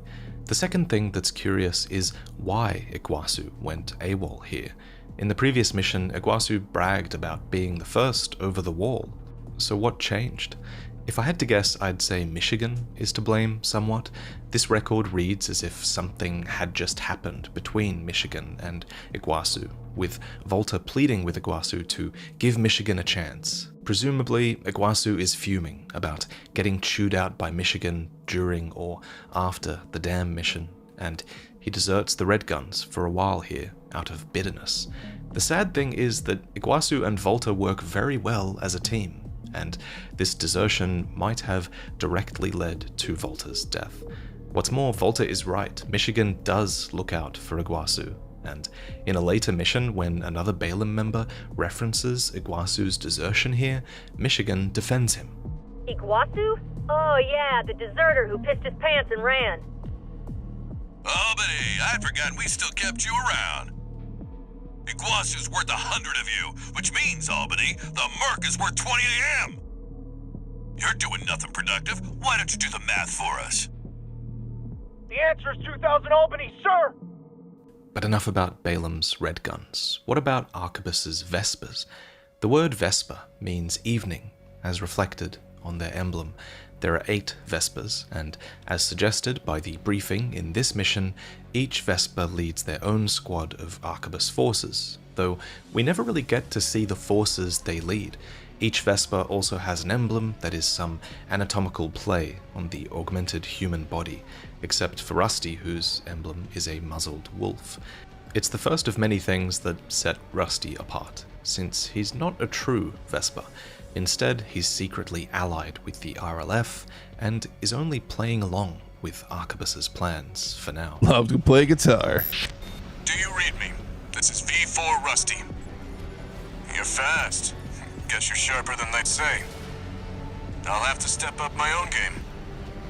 A numbered Vesper. He's an elite.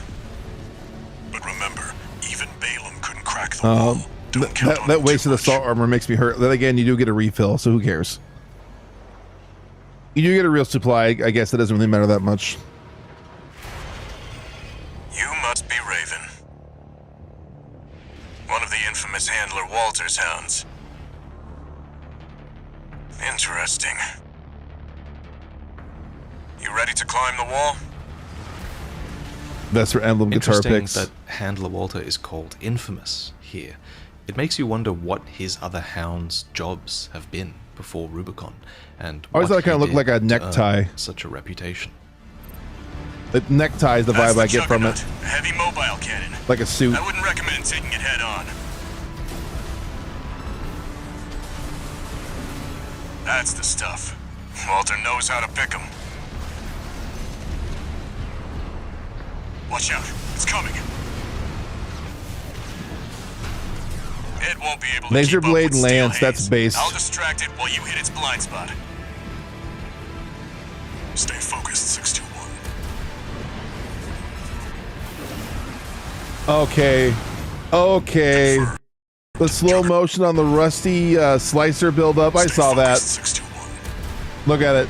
Slow. I see what you did there. I see it. Confirmed. Juggernaut destroyed. Operation Wall Climber is a success. So that's how a hound fights. I'll take care of mopping up the remaining hostiles. With luck, maybe we'll meet again. We're war buddies now. I think I should tell you something.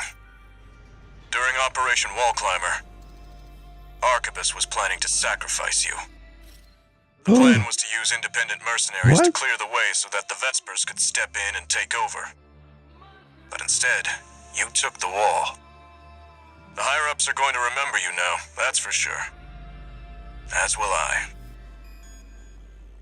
As a double agent, Rusty is forced to do some very difficult things, especially in the lead up to this appearance in Operation Wall Climber, where Rusty is instructed to clear a path through RLF forces, it to wall buddies. the very people whose cause he secretly fights for, and afterwards, in Retrieve Combat Logs, we investigate Rusty's actions before the wall, which reveals a wealth of information.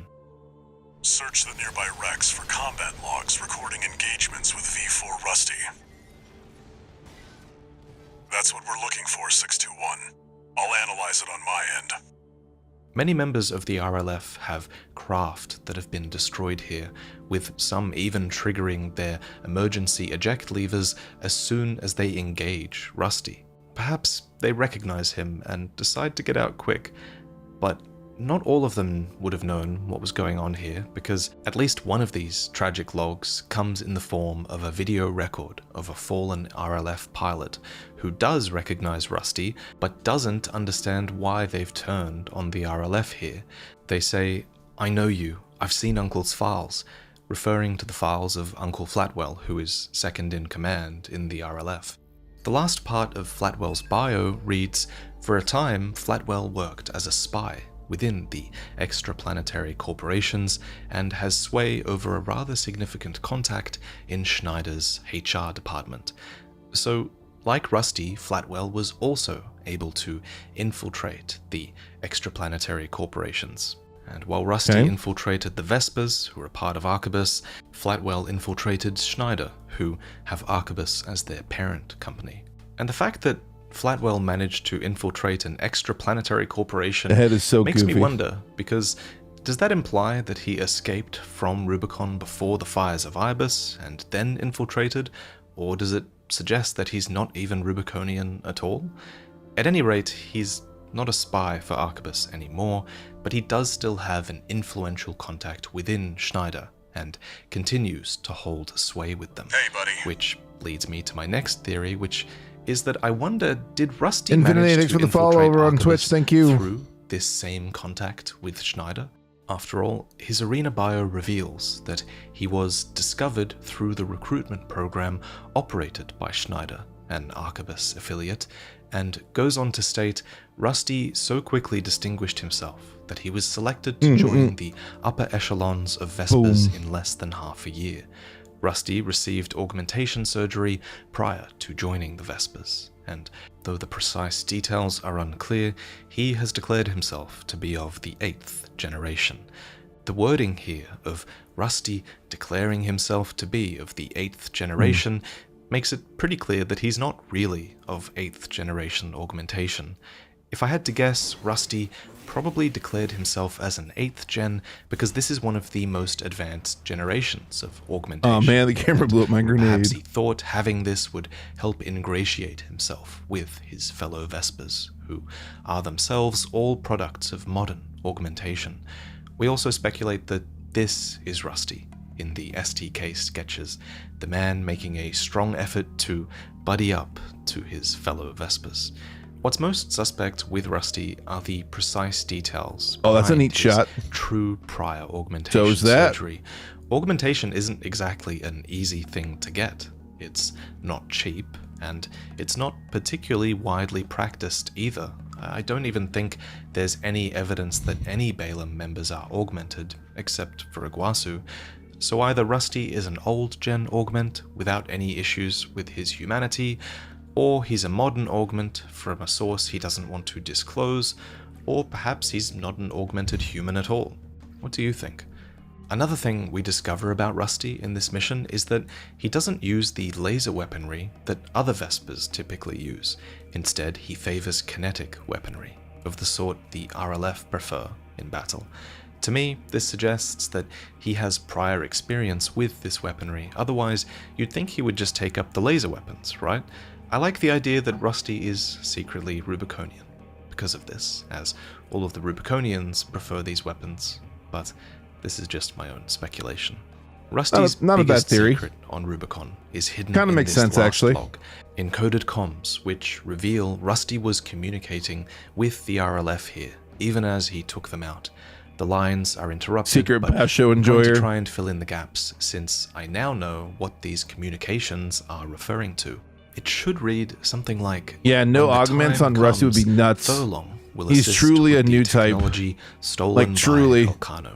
You must keep the AC hidden until then." He's a dominant. This log reveals Rusty's plans regular. within Arquebus. He and Uncle Flatwell are conspiring with a set of He's other a smaller dominant. corporations to develop an AC that will outmatch anything Arquebus has to offer. But I'll talk about this more as the story progresses. For now, just know that Rusty is trying to tell the RLF to be patient until the time is right to reveal their secret weapon.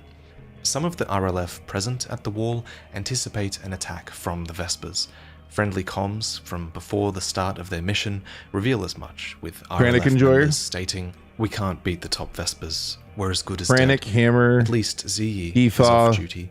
She's the Trano? Liberation Front's All right. little sister. She doesn't deserve to be out there on the battlefield. She can still love and be loved, have a family. The reason the RLF fear they can't beat the top Vespers comes back to this technological gap that they have compared to the corporations. He loves of his their assault Baus armor. AC Uses it parts, so like much. the Yaba generator, for example, had development Dude, these high quality that was generator aimed shots are at killing me. narrowing Rubicon's They're killing me. post-closure They're so technological good. gap. Why are they so high A high period def? where the native Rubiconians were hurrying to improve their combat forces to the point where they could compete with whatever the corporations would eventually return with.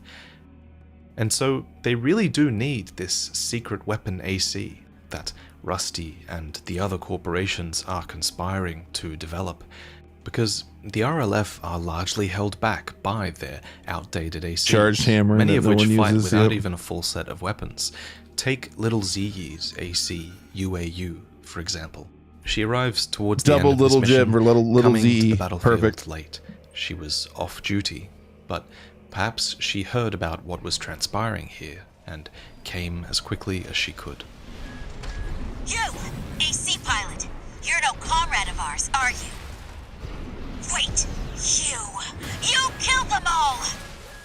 Ziyi's arena bio reads, "A warrior of the Rubicon Liberation Front. As an infant, Ziyi was taken to Rubicon by her parents, who, tempted by the promise of riches from coral mining, sought to make an illegal entry to the planet.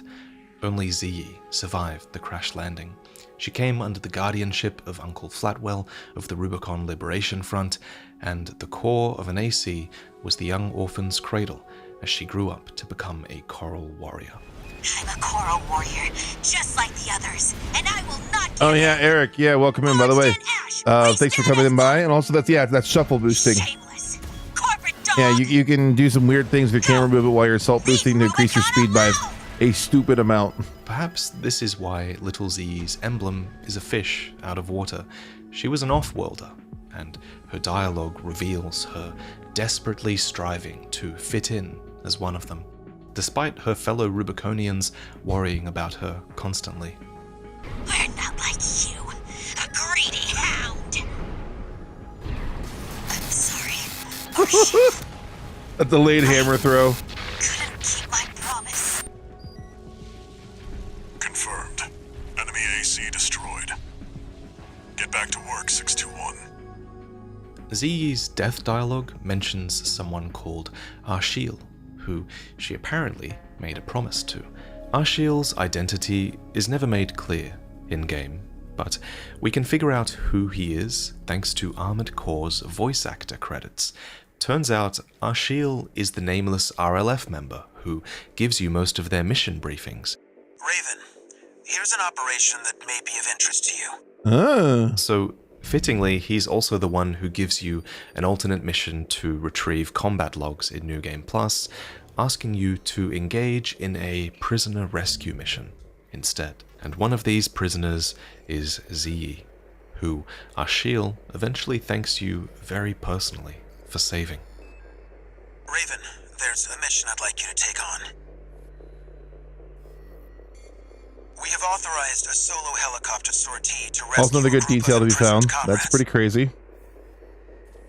There are 3 to rescue in total, including some particularly significant personnel. Now, this mission only appears if you sided with the RLF at the dam and betrayed Balaam there. As a result, Balaam don't offer you the mission to retrieve Rusty's combat logs. Instead, they take punitive action against the RLF, capturing 3 of their key personnel at this stage of the game, including little Ziyi, who doesn't seem to get captured in the original timeline. It's this mission that reveals Balaam has taken full control of the contaminated city. What's up, Raven? Here, they extract information Welcome from in. at least 3 prominent Best little RLF sister. members, Comrade Messam, Little Ziyi, and Thumb Dolmayan. Double Kranich. We appreciate your support, Raven. We have to rescue our captured comrades. Failure is not an option. Coral, abide with Rubicon. We're under attack! It's a Liberation Front chopper and an escort AC! Focus on the chopper! Shoot it down! Don't let them go! We need their intel on the wells! It's revealed that Balaam's interrogation is attempting to discern the location of the RLF's coral wells, and based on the state of little Ziyi when she's extracted, this interrogation likely extends to torture. You came for me. Sorry to keep you waiting, Ziyi. I'm okay. Still alive, at least. A little rest, and I'll pay him back. Heading for the next site, Raven. Keep us covered. Not to mention, Comrade Messam is actually dead as a result of the interrogation. We've extracted Comrade Messam, but we were too late. Damn it. Not Messam. Heading to the last site. Just a little more, Raven. We know that there's a coral well at Yep. Gallia Dam, but because you betrayed Balaam, they didn't get to discover this information in this timeline, hence the interrogation. The coral wells are the Rubiconian's lifeline. He must have refused to talk. Lastly, this mission is the earliest 621 Another assault can armor. get to Gee. Father Oh, Dolmayan, no, that's pulse the protection. Never man mind. behind the founding ideals of the Rubicon Liberation Front. Base pulse protection. Father Dolmayan has been extracted. Thank goodness you're safe, Father. Coral abide with Rubicon. You don't know what you're saying, girl. There'll be nothing left but dying embers. Here, we see an example of Father Dolmayan's wavering faith in his own beliefs, fears rising to the surface here, perhaps thanks to Balaam's interrogation. Dolmayan's arena bio reads, Father of the Rubicon Liberation Front, veteran military commander and founder of the School of Choral Mysticism. As a young man, Dolmayan was once a dosa vagrant until the fires of Ibis burned the star system. In the fire's aftermath, he developed an ardent belief in symbiosis with the coral. This belief informed the founding ideals of the Rubicon Liberation Front, ideals that have made martyrs of countless coral warriors. Dolmayan's idea of symbiosis with the coral is that of a dosa, someone who takes Rubicon's blessings raw and imbibes the coral directly. However, this dosing is not true symbiosis with the coral, and Dolmayan himself knows this. True symbiosis is something that even Dolmayan fears, but we'll discuss that point a little bit later on. Before the end of this mission, we'll meet one more pilot from Balaam's group photo, this man here, who has Michigan's ear and a folder in hand. Gun to Nile. 621. New enemy confirmed. That's Full protection on again. Protecting that helicopter. Smart. Escorting a prison break all alone. You're daring, I'll give you that. Turrets. But I've fried bigger fish than you. That's Gun 2 Nile. The Red Gun's deputy commander, and the brains to Michigan's muscle. Gun 2 Nile's arena bio reads, Deputy Commander of the Red Guns, the Balaam Group AC Squad, formerly the commander of the Balaam Security Force, a paramilitary police organization that preceded the formation of the Red Guns. Nile distinguished himself with an exceptionally high arrest rate, and in those days, the only man he never managed to put in handcuffs was Michigan, then the commander of the rival furlong-armed fleet. Having failed to arrest the man, he instead settled for a friendly drink with his old nemesis. This is extremely revealing. We learn that the Red Guns were preceded by a paramilitary force, and we learn that Michigan was the commander of the furlong-armed fleet during those days. So Michigan rivaled Balaam before coming over to their side. Perhaps it was even this friendly drink with Nile that preceded him joining Balaam and forming the Red Guns.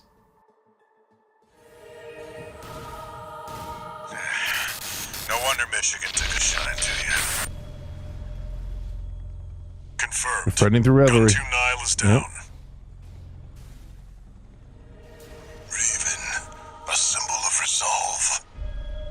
But mark my words, there will be nothing left but dying embers. Let me thank you again. Yeah, I know, Nesto. One of my favorite things, even back in the original games, was the bios on the arena opponents. The bios were always so well written. Some of them were like hardcore, and some of them were hilarious. And a guide to us all. But now it seems like he's... No, I shouldn't. He carries a heavier burden than any of us. Oh, and a personal note before you go. Thanks for saving Zahi. Like an AC made out of wood. Yep. So, you are to bring correct. This full circle, this man speaking here is Ashiel, who shares this deeper relationship with ZE, and it's thanks to us that ZE lives Every on left count one. in this timeline, at least. There's just one more log to discuss from the mission to retrieve the combat logs, a video record recovered from a wreck stationed at Baus Arsenal. It seems this craft was once stationed at Baus Arsenal No. 2. At first glance, the recovered image depicts nothing out of the ordinary. However, on closer inspection, one can identify noise in one corner of the picture, indicative of digital interference, potentially an effect of monitor display deception jamming. Indeed, there is something hiding in this video record, and this video record is foreshadowing for something that's about to happen at the Arsenal. Eventually, the RLF calls on us to get to the bottom of things. I want you to investigate Baus Arsenal number 2, a major MT factory in the Bellius region. The Baus Corporation sells to anyone, but they've been essential to maintaining our firepower. Now, their second arsenal has gone silent overnight. I've been checking the perimeter, and I'm picking up nothing. What happened here?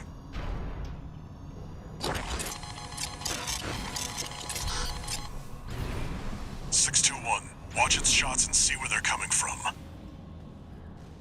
Of course. MDD. Stick to it like glue.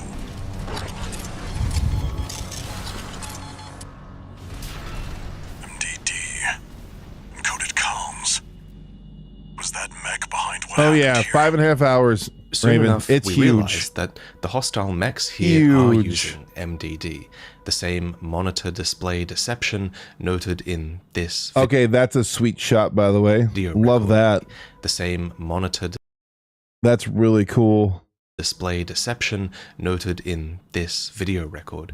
With this, they were able to overrun Baus without leaving a single trace. So, who are the Baus Corporation? The word Baus stands for Bellius Applied Weapon Systems, revealing that they primarily operate on this continent. Baus's multiple arsenals are essential to the war efforts of pretty much everyone on Rubicon. Is your second watch this, though? The MTs and well, thank you for joining. MTs that you encounter throughout the game. MT stands for Muscle Tracer, referring to the way that MTs are piloted by tracking the muscle that's old lore there in AC. Very good. Within. This rudimentary control method is nowhere near as advanced to the neurological control that AC pilots, especially augmented ones, have over their ACs.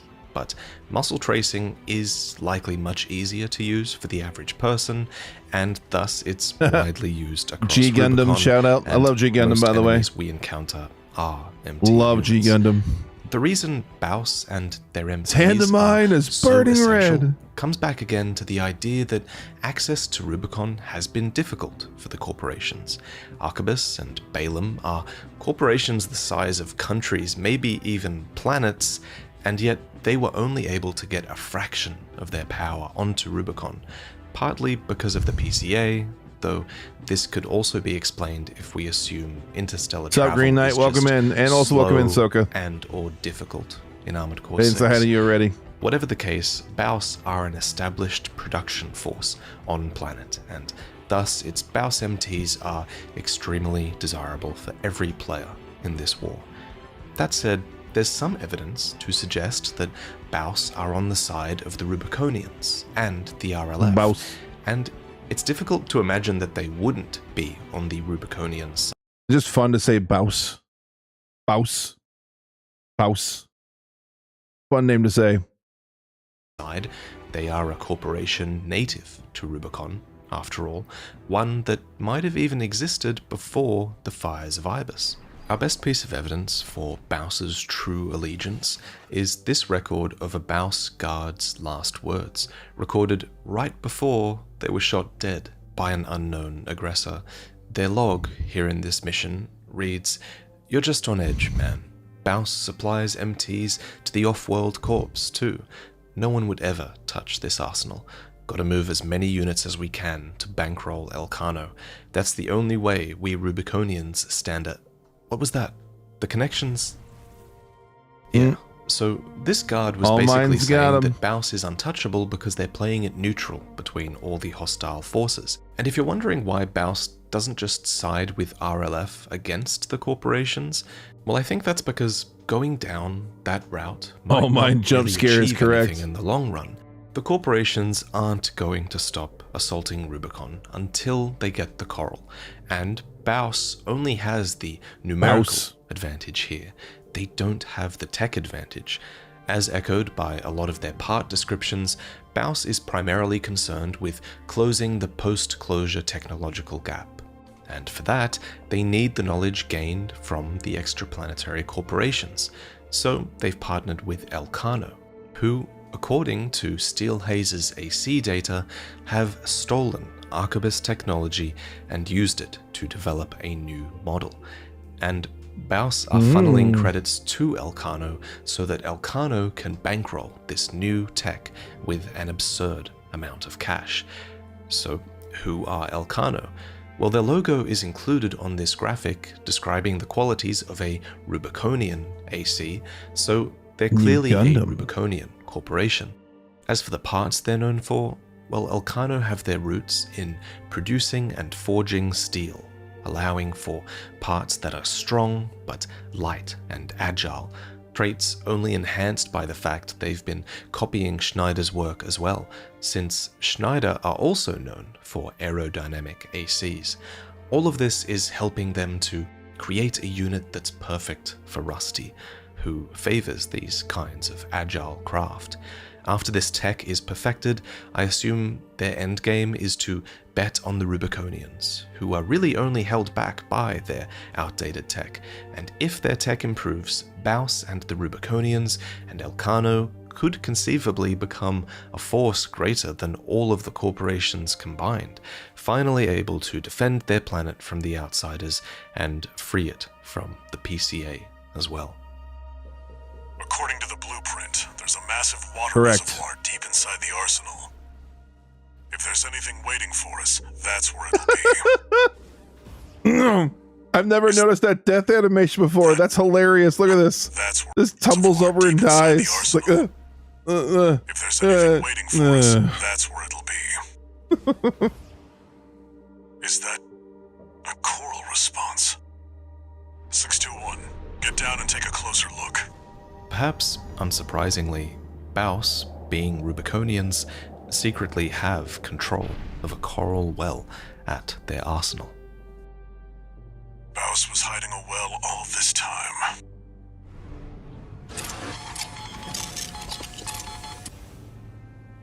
"621, above you.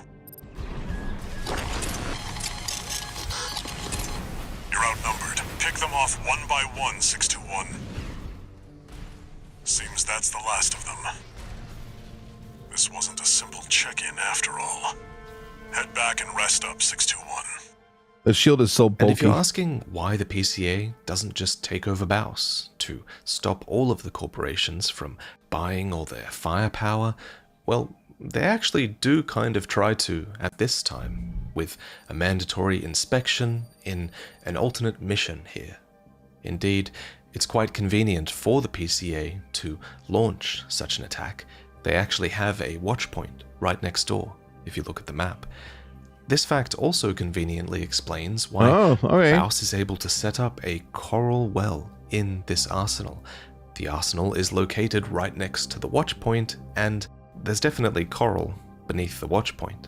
Independent mercenaries have started to notice PCA's inspectors moving as well, with a comms record at the nearby watchpoint reading, "Looks like the PCA inspectors are on the move. Make sure the 4 know."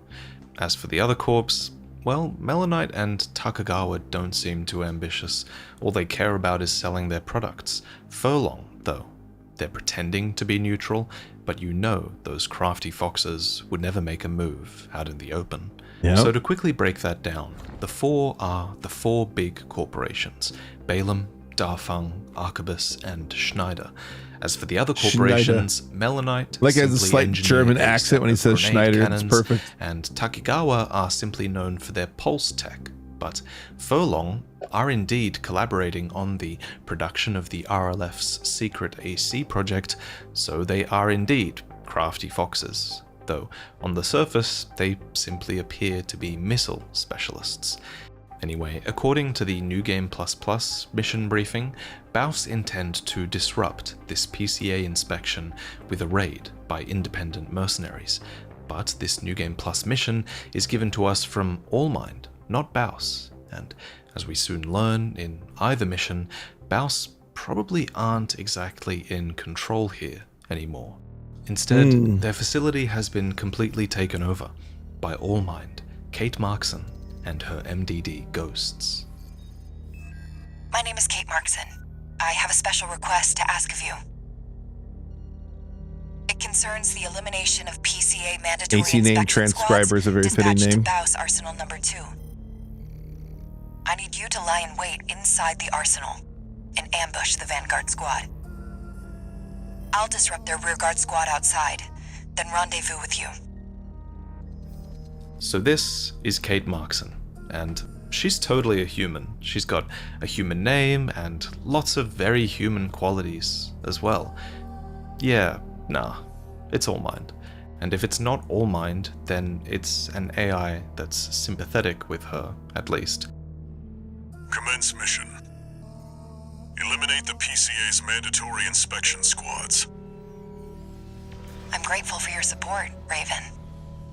We'll rendezvous later on. Code 1-5, unknown AC. I was right to count on the wall climber. Keep up the good work. I looked into this Kate. She's not even registered in the arena. In a world filled with names like Iguazu and Dolmayan, who chooses this on Kate Walter LR? Yeah, this is as their name? pretty damaging Like, really? little setup there. What's more, Kate's AC is named Transcriber, and its emblem is designed to look like a fountain pen, which is a reference to All Mind's innate desire to transcribe everything she learns from other ACs into her own development plans. Granted, she might have got away with this reference, but her emblem and AC are colored in the All Mind colors as well, so That's true. yeah.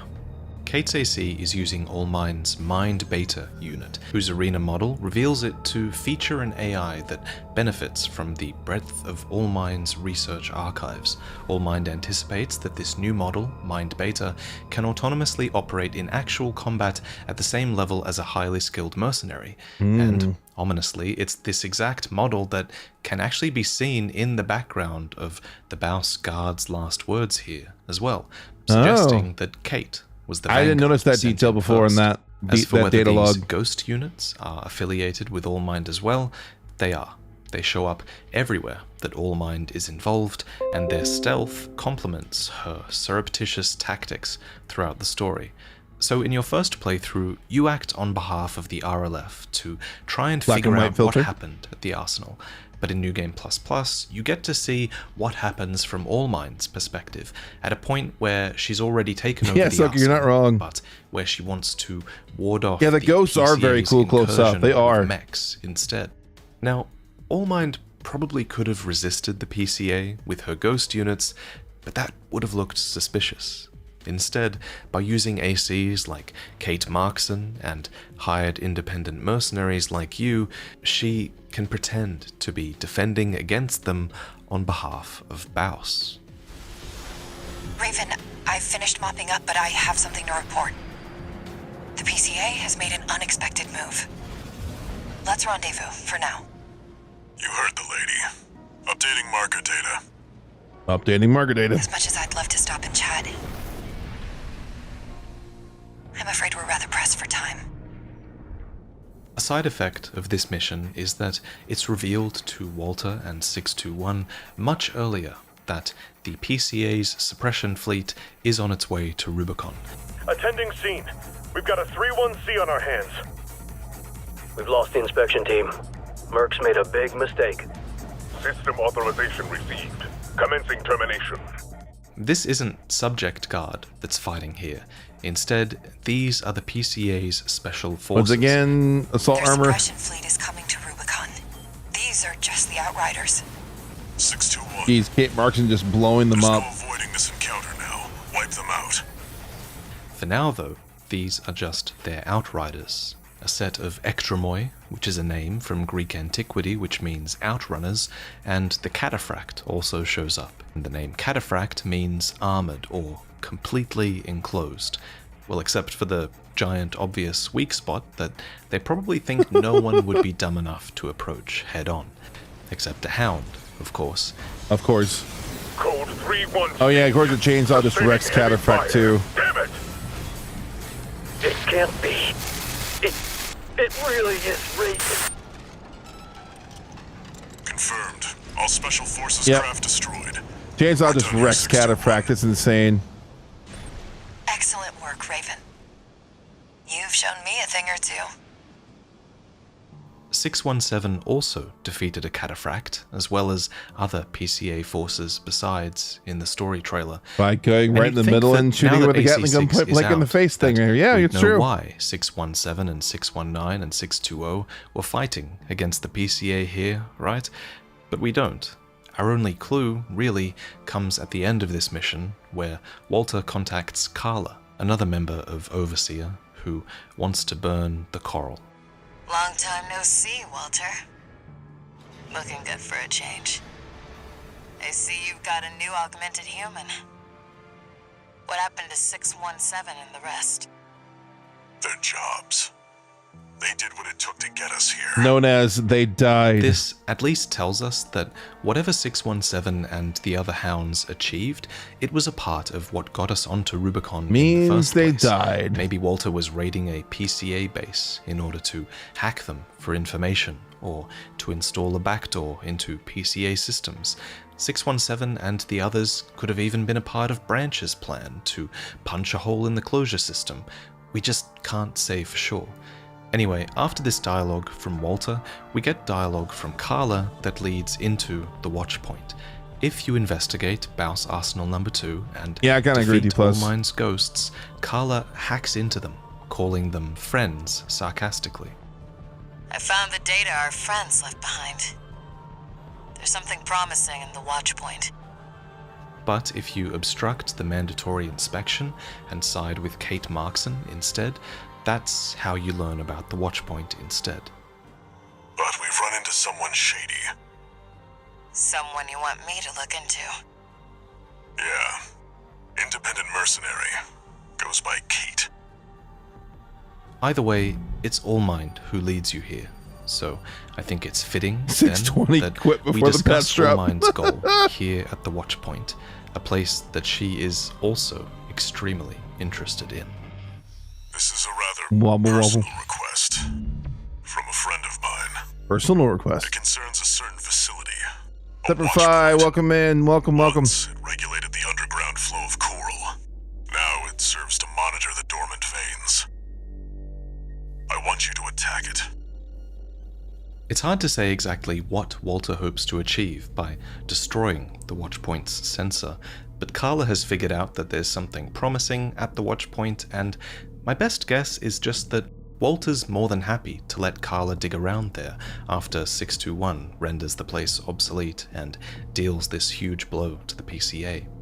However, in a lucky coincidence, destroying the sensor actually causes an unexpected coral surge, and monitoring its directionality is actually what leads Walter and all of the corporations to the true source of the coral. It's also the moment where we get a friendly little wave mutation in our head. Air. Code 1-5, intruder sighted. Friendly little. It's just one AC. Who are they with? Never ever in the history of all of Armored Core, never say it's just one AC. That's you die shortly thereafter. We can look into that later. Engaging. The reason the Corps don't want to attack the watchpoint for information is that it would be seen as a grave declaration of war and a severe escalation, and if Balaam or Arquebus earned the ire of the PCA this early on, it could put one of them at a severe disadvantage compared to the other. But as an independent mercenary, we're able to go. A fact Man, he that loves his chain explains guns, why don't we he? find the wrecks of some Seen double chain guns a lot independent actually on the back mercenaries here as well. The most interesting wreck here, however, is this, one of Allmind's ghosts, carrying an extremely important piece of data. That's true. It reads, "A wave mutation has been detected. It's happening. The aging mercenary is the ideal candidate to serve as the trigger. We must now bring the third factor into play." It's at this point that we should speak very openly about what Allmind's plans are, and how she intends to achieve them, at this early stage of the game, at least. So I'll explain her plans, and then I'll come back and explain this data log. Many times in New Game++, you'll hear Allmind refer to the project. The project, put simply, is to achieve something called coral release. So what is coral release? Well, long ago, researchers at the Rubicon Research Institute discovered that coral could self-propagate, and These recreated stills are cool. It multiplies was determined by the density of the coral colony. Thus, if coral was allowed to grow inside of a vacuum, coral density would be maximized, and so would growth. However, what they also discovered was that the coral would begin to mutate in these dense conditions, and they feared that these mutations would bring about a coral collapse, followed by a coral release, a phenomena I think we observe in the third ending of Armored Core 6, where the collected coral getting ahead of yourself there, Vaati. We're not there yet. Collapses. We still have 3 hours. We still have 4 hours to go. To release and spread throughout the universe. In this ending, coral and humanity are able to achieve a deeper symbiosis. Still 4 hours to go, This is seen as a Vaati. good thing by some, though the word collapse could also be referring to the heralded collapse of human civilization that this event would represent. Logs reveal that Allmind has identified 3 main factors required for her to achieve coral release: a primary factor, a secondary factor, and a third factor. She's never clear about what these factors are, but we can kind of puzzle them out by looking at the context in which they're mentioned. Her primary factor is mentioned here, where Allmind notes that she has to wait for Arquebus to put the primary factor for the project in place. This one's pretty clear. She kind of has to be talking about the vascular plant, which needs to be found and then repaired by Arquebus ideally, so that it can start sucking up the coral from Rubicon's atmosphere. As for why she's chosen Arquebus, in later missions it's revealed that Allmind has infiltrated Arquebus to a large degree, and I think Arquebus just has the capacity to repair the vascular plant more so than Balaam does. Allmind's secondary factor is mentioned in the context of destroying this machine, HAL 826. This is the AC that Walter eventually pilots. Arquebus being infiltrated by Allmind everyone. needs Yep, it that's to be correct. destroyed by her secondary factor. As far as I can tell, the secondary factor is just any pilot she can wield as a weapon to further her goals. I personally think that at one point it's Kate Markson, then another point it's us, and then eventually it's Iguazu. This same data log hard work refers is to right. the pilot of HAL 826. How to work as into this. I can see why it took so Batman. long to make. Given Walter becomes HAL 826's pilot, she's almost certainly talking about Handler Walter here, since she later calls him a hindrance to the project. She complains that he has greatly delayed our efforts to put the third factor in place. So, what is the third factor? Well, it's actually pretty obvious. It's either a coral wave mutation or a wave mutation integrated with an augmented human. As we learned from an earlier log, the coral density effect creates wave mutations, which lead to coral collapse and coral release. Thus, Allmind needs a wave mutation, the third and final factor, to trigger coral release. This third factor is mentioned here in the observation data found at the watch point, and here Allmind has detected a wave mutation, and she has an aging mercenary who is the ideal candidate to serve as the trigger for her plan of coral release. This aging mercenary is C1249, Sula. You see that? That's the Watchpoint's control center. The target's inside. Make your way in. Is that so? Did I miss that detail before? I don't remember that. Attacking a watch point. You're incorrigible, Handler Walter. How many of your dogs must I kill before you learn? Walter has a bit of a history with Sula, and it's here that we learn that Sula has killed at least 2 of Walter's previous hounds. Where's 619 and 620? Dead? Which ones did I kill, I wonder? In the New Game Plus variant, Sula of this is mission, old. Sula more accurately muses on the specific hound that he killed. Was it 618 I killed last? He was was good, but he had nothing on this one. So now we know that Walter has at least 6 hounds to date. There's us. Oh then yeah, there's that's right. The alternate 617, dialogue and the alt version of 619, and Watchpoint. You're right, Jess. I 620 forgot who about were that. defeated You are while correct. I assaulting completely the forgot about PCA, that. And 618, and then there's at least one other nameless hound who was killed by Sula. But who is Sula, really? Pitiful dog. I feel sorry for you. I really do. You may have survived a little longer, if only you had a different master. His arena bio reads, a veteran independent mercenary who was active in the star system surrounding Rubicon before the fires of Ibis. Sula is a patient of Generation 1 augmentation. Gen 1. Or, better said, a survivor, as the technology in its infancy had less than a 10% success rate. Though he escaped the fate of others, Sula is followed by the specter of death wherever he goes. After receiving his surgery, Sula lost interest in most mercenary work and now lives only for the hunt. It is unclear who currently employs him. So, while it's unclear why Sula hunted down Walter's hounds in the past, we certainly know who employs him now. Allmind. The subtle outline. So cool.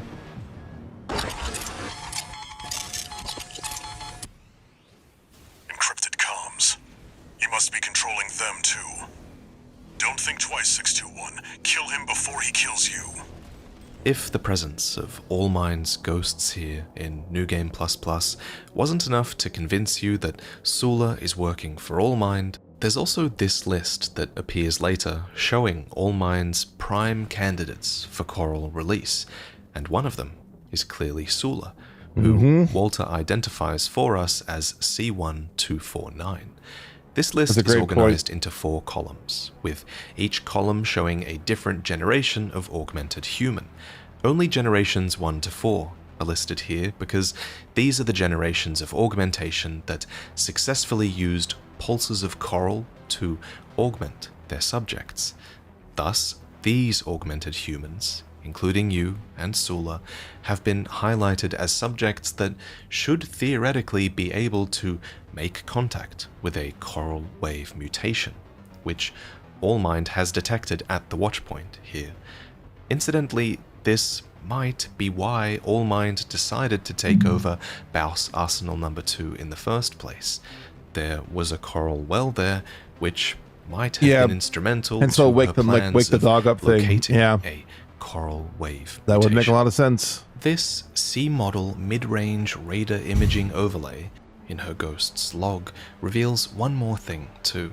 If you look closely, we see the wavelength shape that's commonly associated with air here, and if you look even closer, we see that this wave mutation, air, is the 3rd known wave mutation.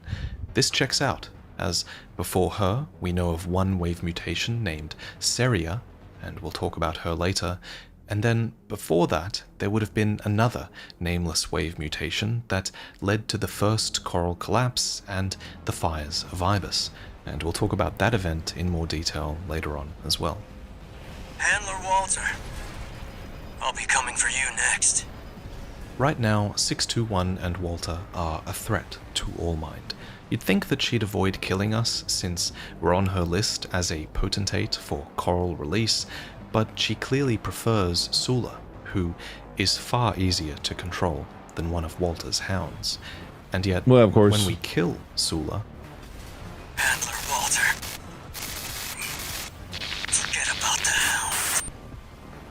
He correctly hints that Allmind will be targeting us next. He was her first choice. After all, his arena bio states that he lives only for the hunt, so he's easy to control. But this also explains why he's so honest with Walter about us. He's Allmind's merc, yes, but he's not pursuing coral release for its own sake, or Allmind's. He's doing it for the thrill, so he plays it straight in his comms, no matter how this fight ends. That hound's better off dead. It's for your own good, Handler Walter. And Sula's not wrong, because while it takes Allmind a while to realize it, we do go on to factor in her plans, because we we make do. contact with that third wave mutation, not Sula. There. Destroy the device in the center.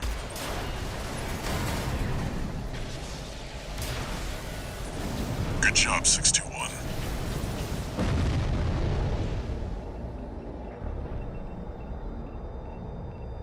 We're done here. Yeah, it's pretty similar. You're not wrong, Raven. Wait, no. 621, get out of there. A little late by then, Walter. A little late. Get out of there. Boom. Who are you? An older type of augmented human. Fourth generation. I'm your stud muffin. Have we made contact? Yep. I am Air, a Rubiconian. I'm your stud muffin. Please, you must wake up. Before your consciousness is forever scattered in the coral flow. Get some sleep, Griffin. Thank you for coming by. At the start of this video, I mentioned that Have a good night. Coral was a revolutionary data conduit. Sleep well. Well, turns out that's kind of underselling it, because here, Contact with that you. if we get caught in this coral surge, we won't just die. Instead, our human consciousness will get lost within the coral flow. So, yeah, I think it's very dark what almost happens to us here. Especially when you consider that a coral surge has probably happened on Rubicon before, way back when the fires of Ibis first began, sweeping up and burning all human lives on the planet. Therefore, I think it's absolutely valid to consider coral to be a substance that has subsumed human souls, in a sense. It's never outright confirmed, but I think it makes coral a much more interesting substance when you imagine that it changed as a substance when it started to interface with humanity. And I'll admit that we're getting into a little bit of speculation territory now, but I wonder if this helps to explain Yeah, it's gonna happen. She's a wave mutation who is in no small That's bound way to happen. pretty human from the very moment we meet her. Augmented human C4621. Vital signs confirmed. Disabling autopilot. Establishing comms link with him. Raven. I've taken your comms link offline for now. That massive Convenient. dose of coral nearly killed you. I've identified an approaching enemy.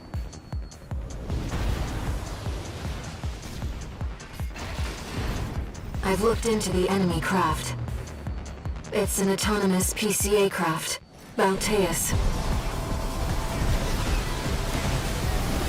You'll have to break its pulse armor to inflict meaningful damage.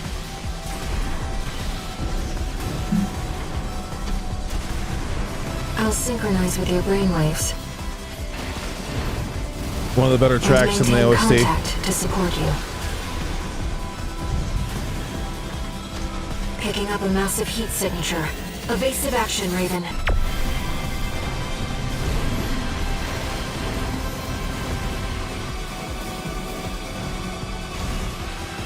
It's not fair. He gets pulse armor and assault armor in one go. Focus on winning this. He gets both. Balteus confirmed busted. He gets 2 extensions. It's not fair. Enemy systems down. It's silent. Raven, you need rest. But first, a warning. Yeah, it was a very satisfying LCB shot. You're not wrong. The coral surge you were swept up in? Man, her voice is That so was loud in this just a video. glimpse. A premonition of the storm of flame that will burn Rubicon. It's not as bad as the filter copter. A friend of mine sent me this observational data.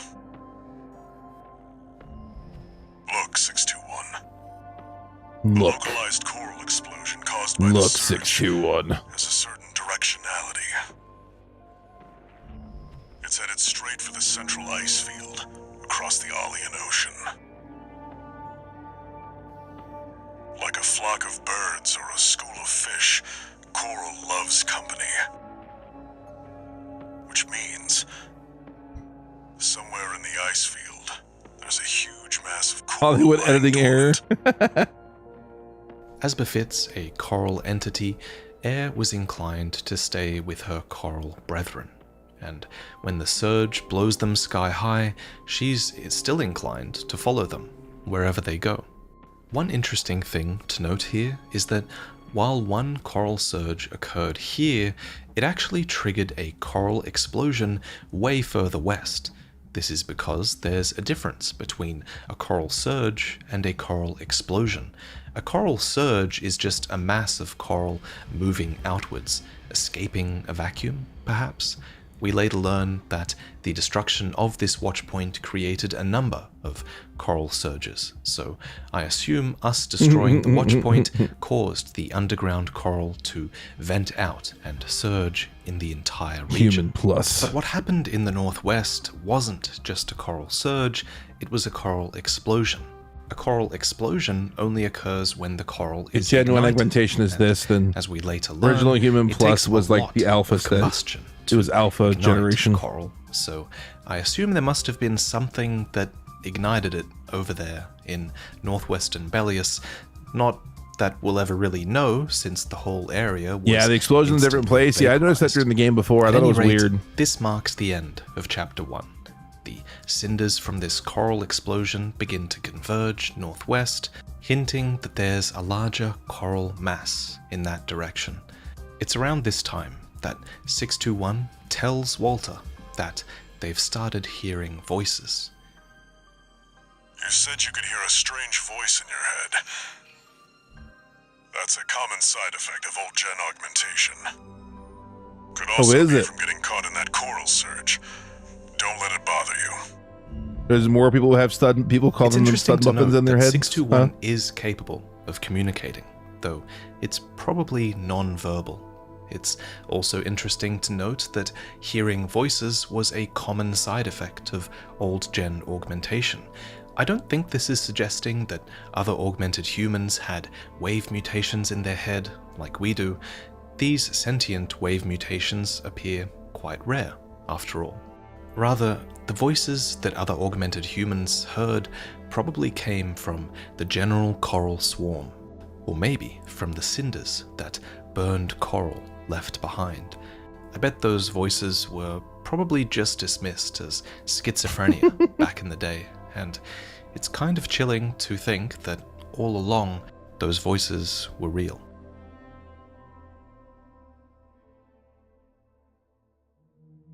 So 621 is an emotionless blank slate as a character by design, but if there's... All right, before we get to chapter 2, I need to get a quick refill of my drink here. It'll take me 30 seconds. I'll be right back. 30 seconds. By the way, if you're watching me on YouTube, you don't know I have a Twitch channel, just look me up real quick, Claricomrecore on Twitch. Give me a quick follow if you wouldn't mind, if you haven't already. I'm only 3 followers away from getting to 300. That'd be cool, a little barrier to cross today. So yeah, 30 seconds, refill, I'll be right back.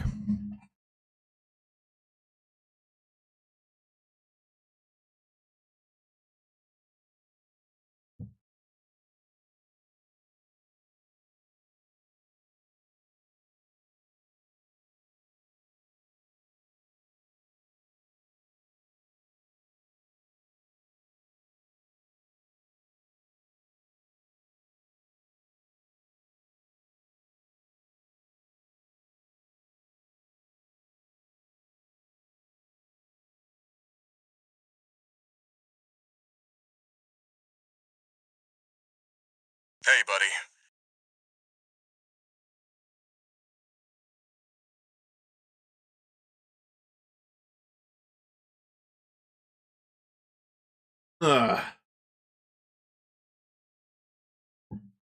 And I'm back. See? 30 seconds.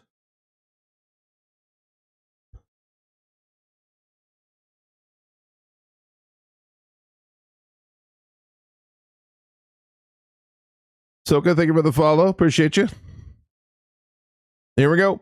There's any Chapter characterization 2. I'm okay with leveling at them, it's that they're just obsessed with getting jobs done. because despite being ordered to rest, 621 needs little convincing to immediately take up Is there anything for the mission follow? to reach the intercontinental One cargo away. launcher, to cross the alien ocean and pursue the coral.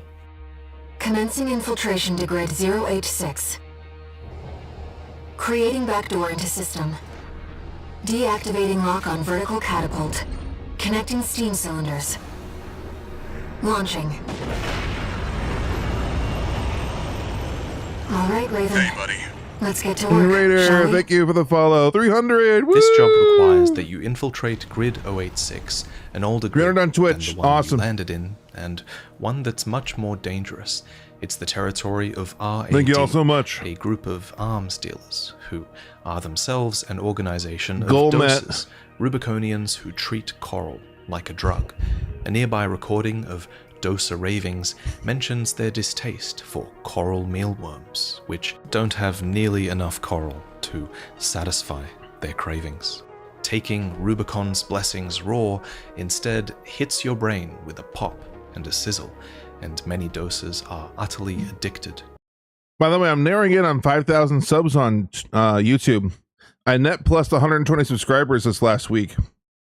So I'm only 90 away from getting the 5K barrier on YouTube. Looking forward when that happens. To raw coral and are perpetually high. This drug use has led to many of RAD's products being a little bit more inspired than parts you'd find in the corporate catalog.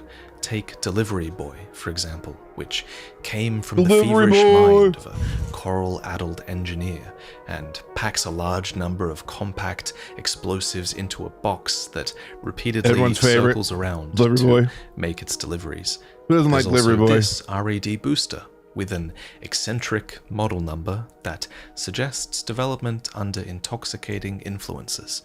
As for why RAD... What, because name 1, 2, 3, 4, 5, you assume was under well, drugs? If we look at their logo, I think we can get some valuable insight.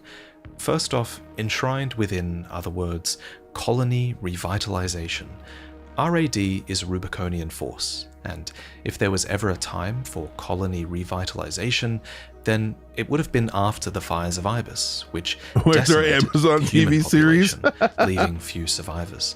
Thus, revitalizing the Rubiconian colony would have been a top priority, and RAD was clearly founded with this goal in mind.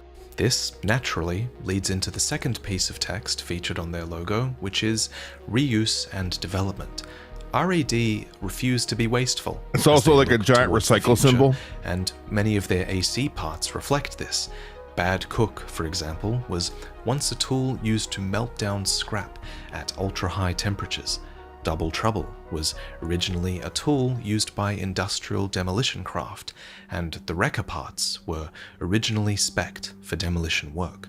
Most interesting of all are the parts for RAD's Scout ACs, which are the frame parts that 621 and all of the rest of Walter's Hounds use.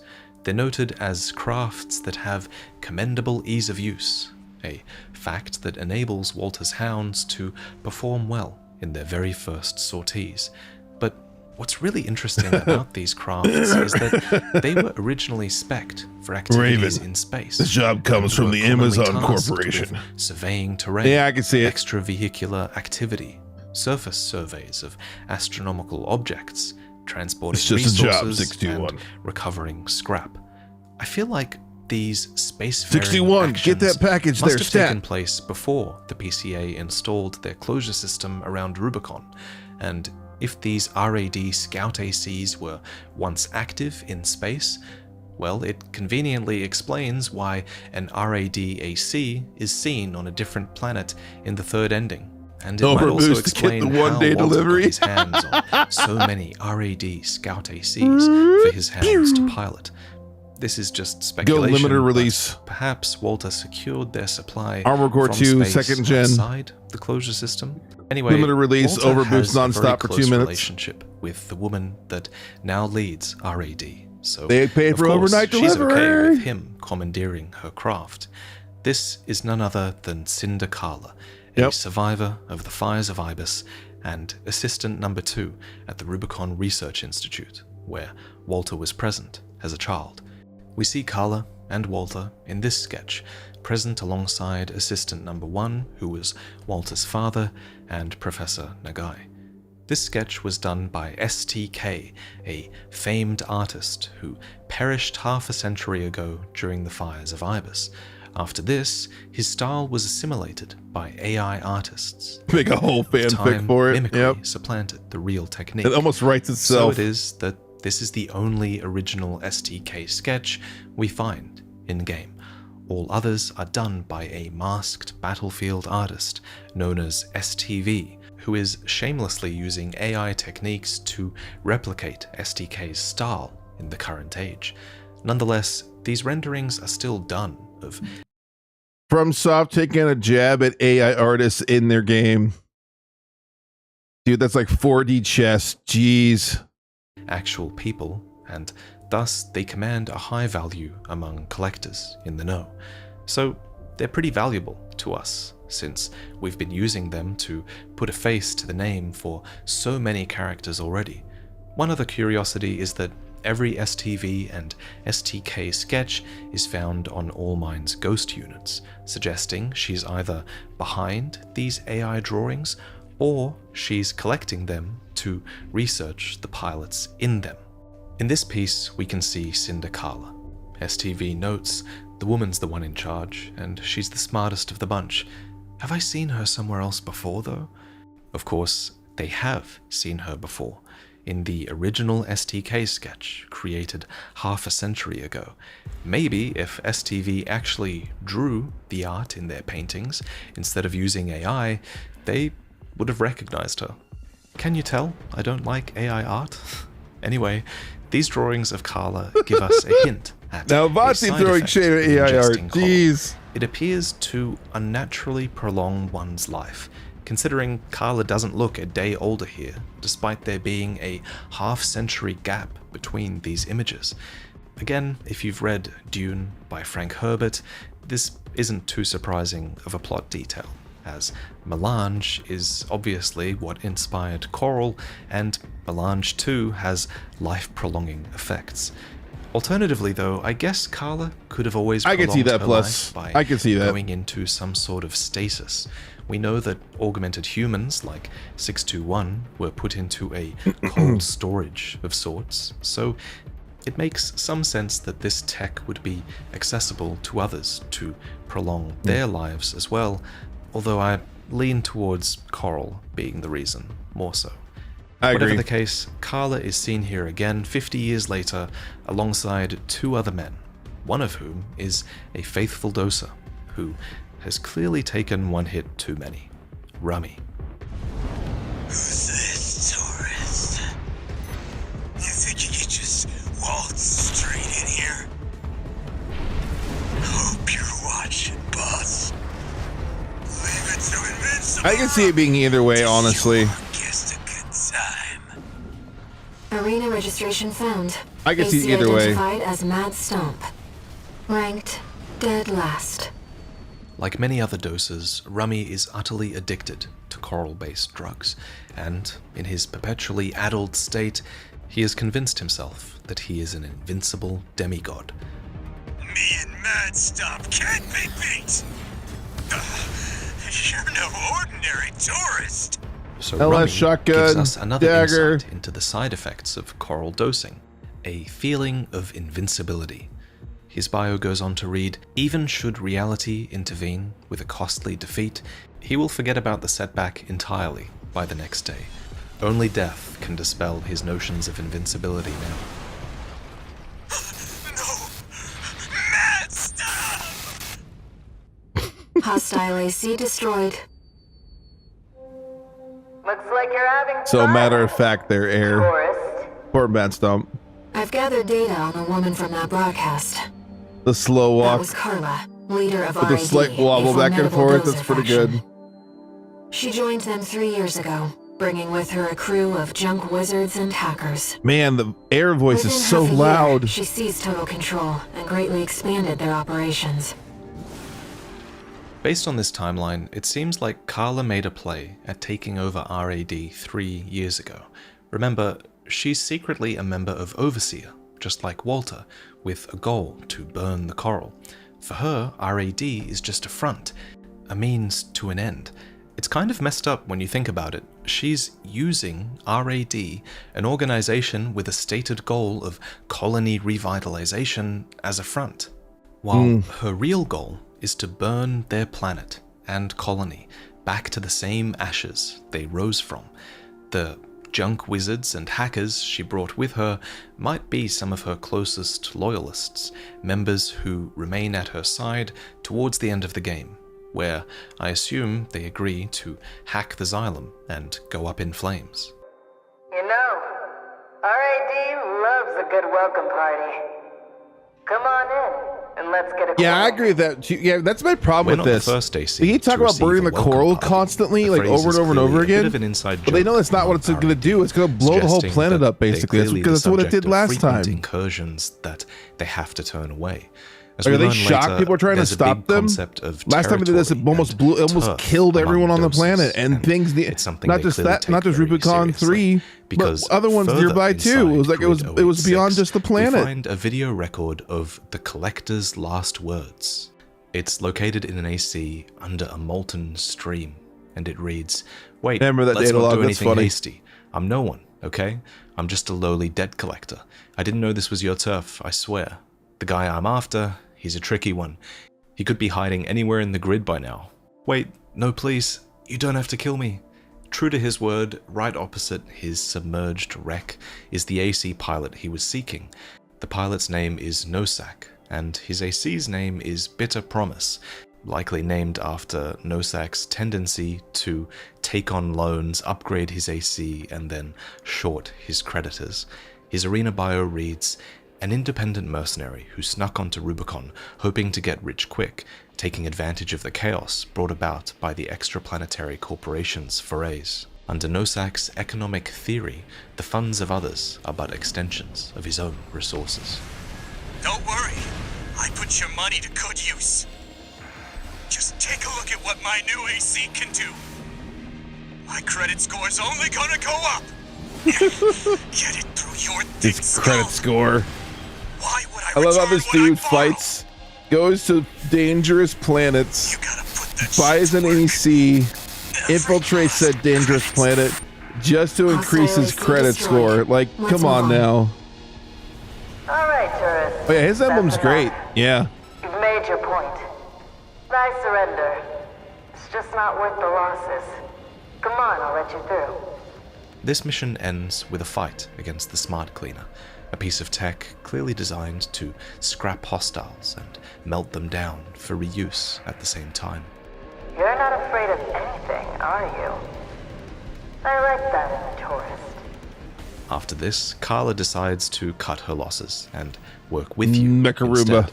Remember, she doesn't know that you're Walter's hound. Not yet, anyway. Hey, A normal tourist. day at work boosting your score. Yeah. Carla. I had to work some of my magic to track you down. I've got a little job for you. Take a look. Raven, it's highly unusual to receive messages from hostile sources. Did she hack into Allmine's mercenary database? When you went through Allmine's arena, did you ever notice a few entries that were glitched? First, Sula's glitches out. Combat Aptitude Evaluation Program number 15. C. Network instability detected. And then, a little later, Carla's glitches in a similar way, and Carla admits that she's been digging around in there. Arena Combat Aptitude Evaluation Program number 11. Rank. What is this? Kinda creepy to go around ranking strangers, don't you think? Well, whatever. Good old Carla. But you can have this old data. Now, this is a little open to speculation, but I'm pretty sure Sula's entry glitches out as a result of Carla digging around for information on him. After investigate Baus Arsenal number 2 and obstruct the mandatory inspection, It's alright. Give me one second. I'm gonna let you finish. Carla has begun looking into the ghost Carla craft goes, and I'll let you have the old Markson, data. and Mic drop. I think it's led her down I'm busy. a path to investigating Allmind and Sula as well, who currently works for Allmind. I personally also think that it's Carla who's responsible for hacking the data logs from all of the destroyed All-Mind ghostcraft we find in-game.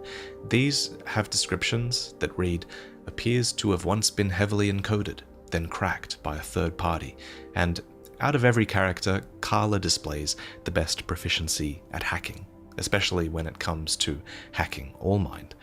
Speaking of hacking, that's what some rival doses attempt to do with Carla's tech, in New Game Plus and New Game Plus Plus, at least.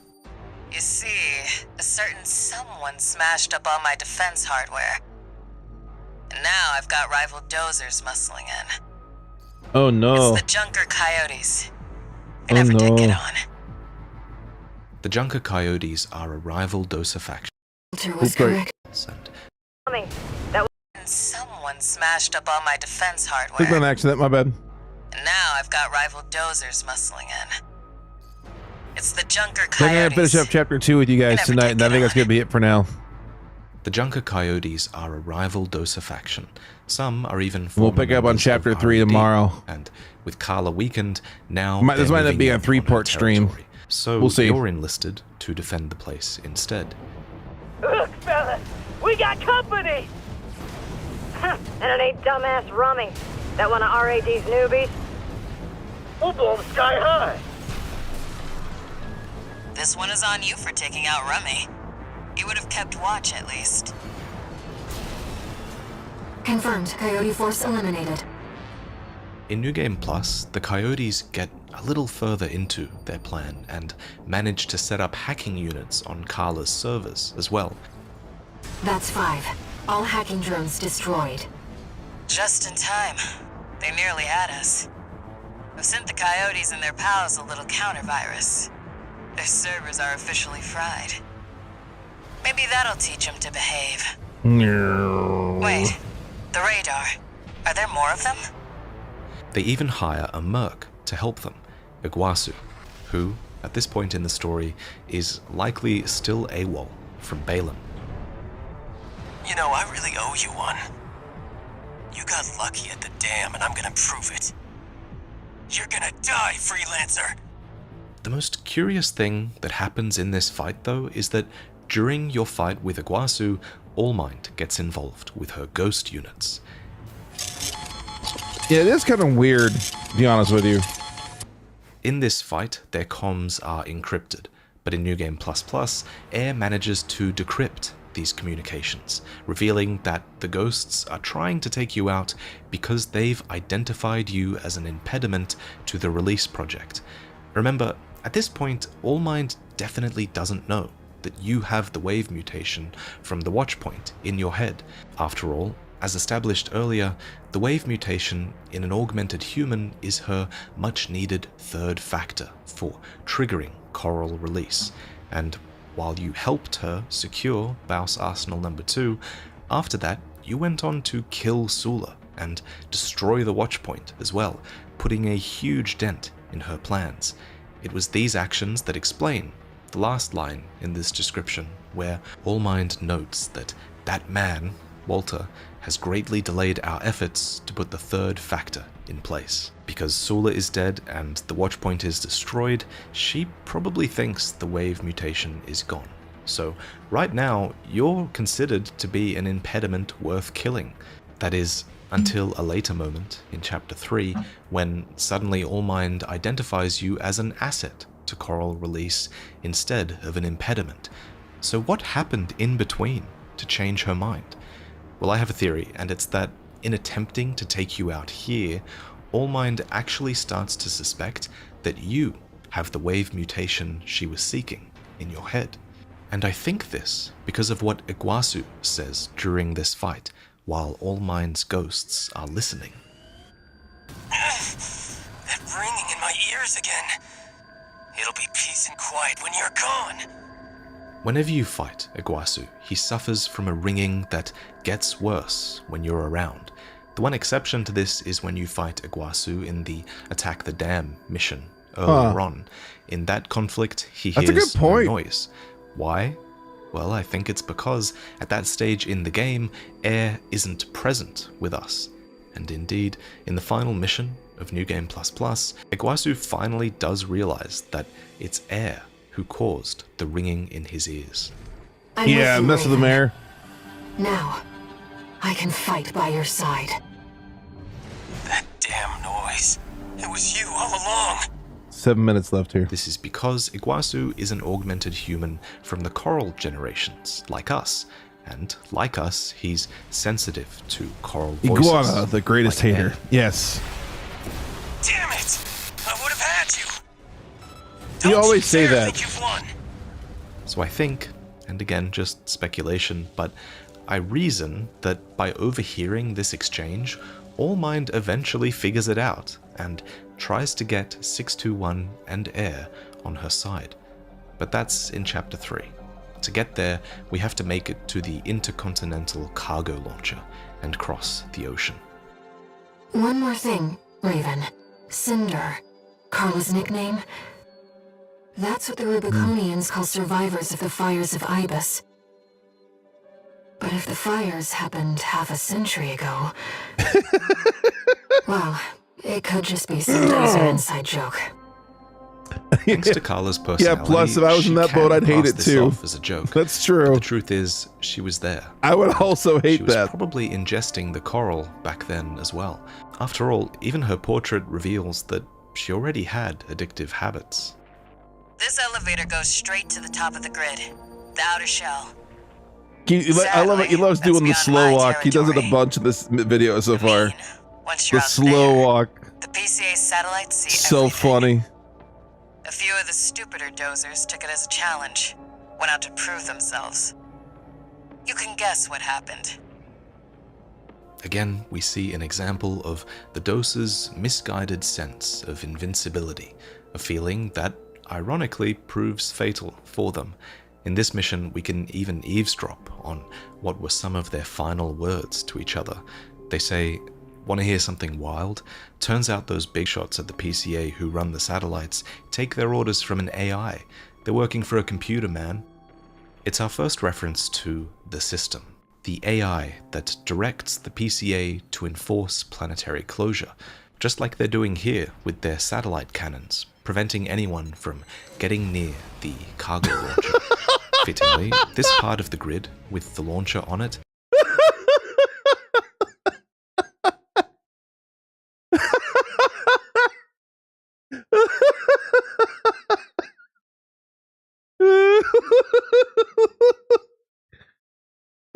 just the boom, and then just the AC just disintegrated into pieces.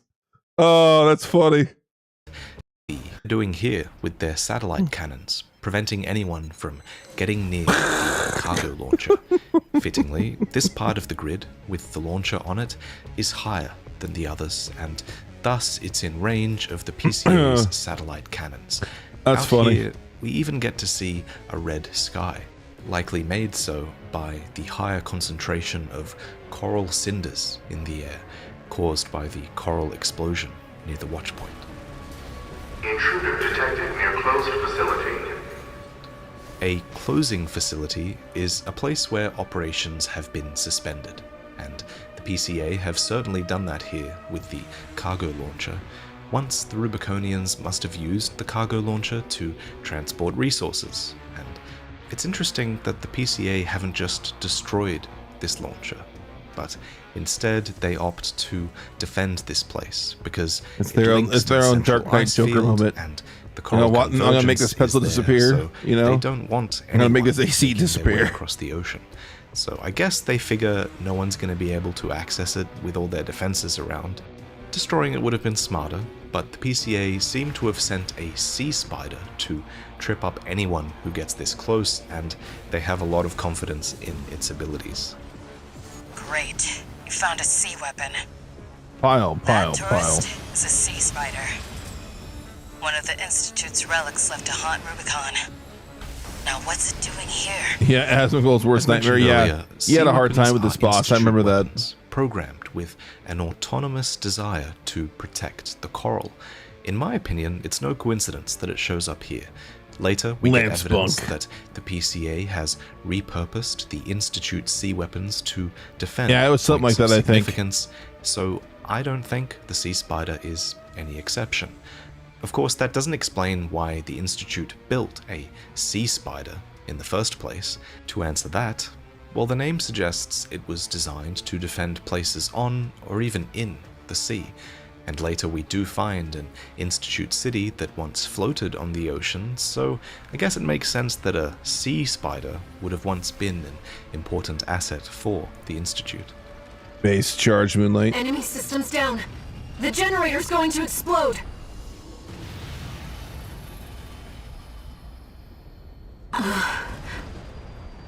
They were using coral for fuel.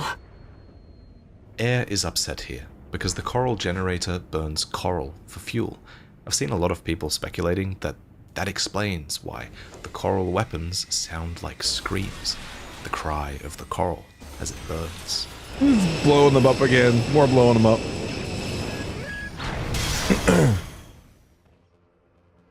That was quite the show, tourist.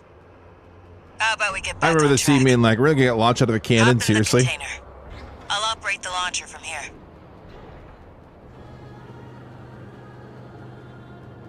Brace yourself. By the way, tourist. You're Walter's hound, right? Well, I guess a dog can't choose its master. The real Amazon delivery. still, Yes, you're correct. Tough luck. More plot points for the Amazon fanfic for Armored Core. Oh, and one more thing. You know the cargo launcher's strictly for cargo, right? Not for us. We do things differently here. Carla knows that even if you succeed in Walter's mission, that it's your fate to burn in the fires of Rubicon. No wonder she feels sorry for us. Raven? How to not deliver a wedding cake. You see it too, don't you? The voices of One the day coral. international shipping. Yep, you're correct, Jess. Currents coursing across Rubicon.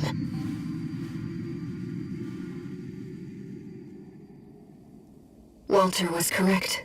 All right, we're getting into chapter 3. I think I was gonna call it there.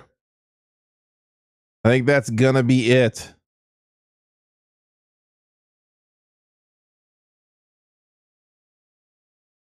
I do believe that is gonna be it for me.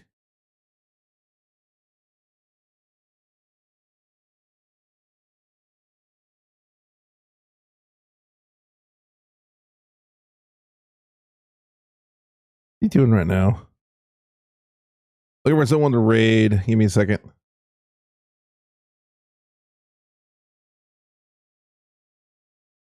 Looking for someone to raid. Always looking for someone doing Armored Core.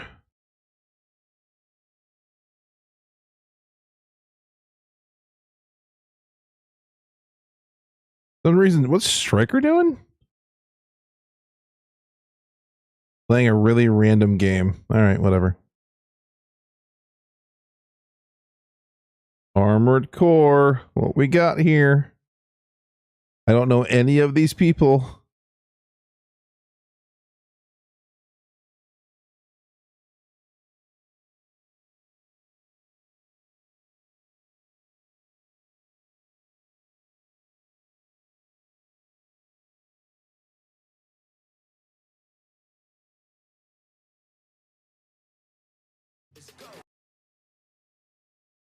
Huh. Raid someone climbing ranked. Yeah, no kidding. Feel bad for them. I thank you all so much for coming here. I'm going to face someone right here. I'm going to put you on the checking out here screen. I will see you back here tomorrow, same time, 9 p.m. CST.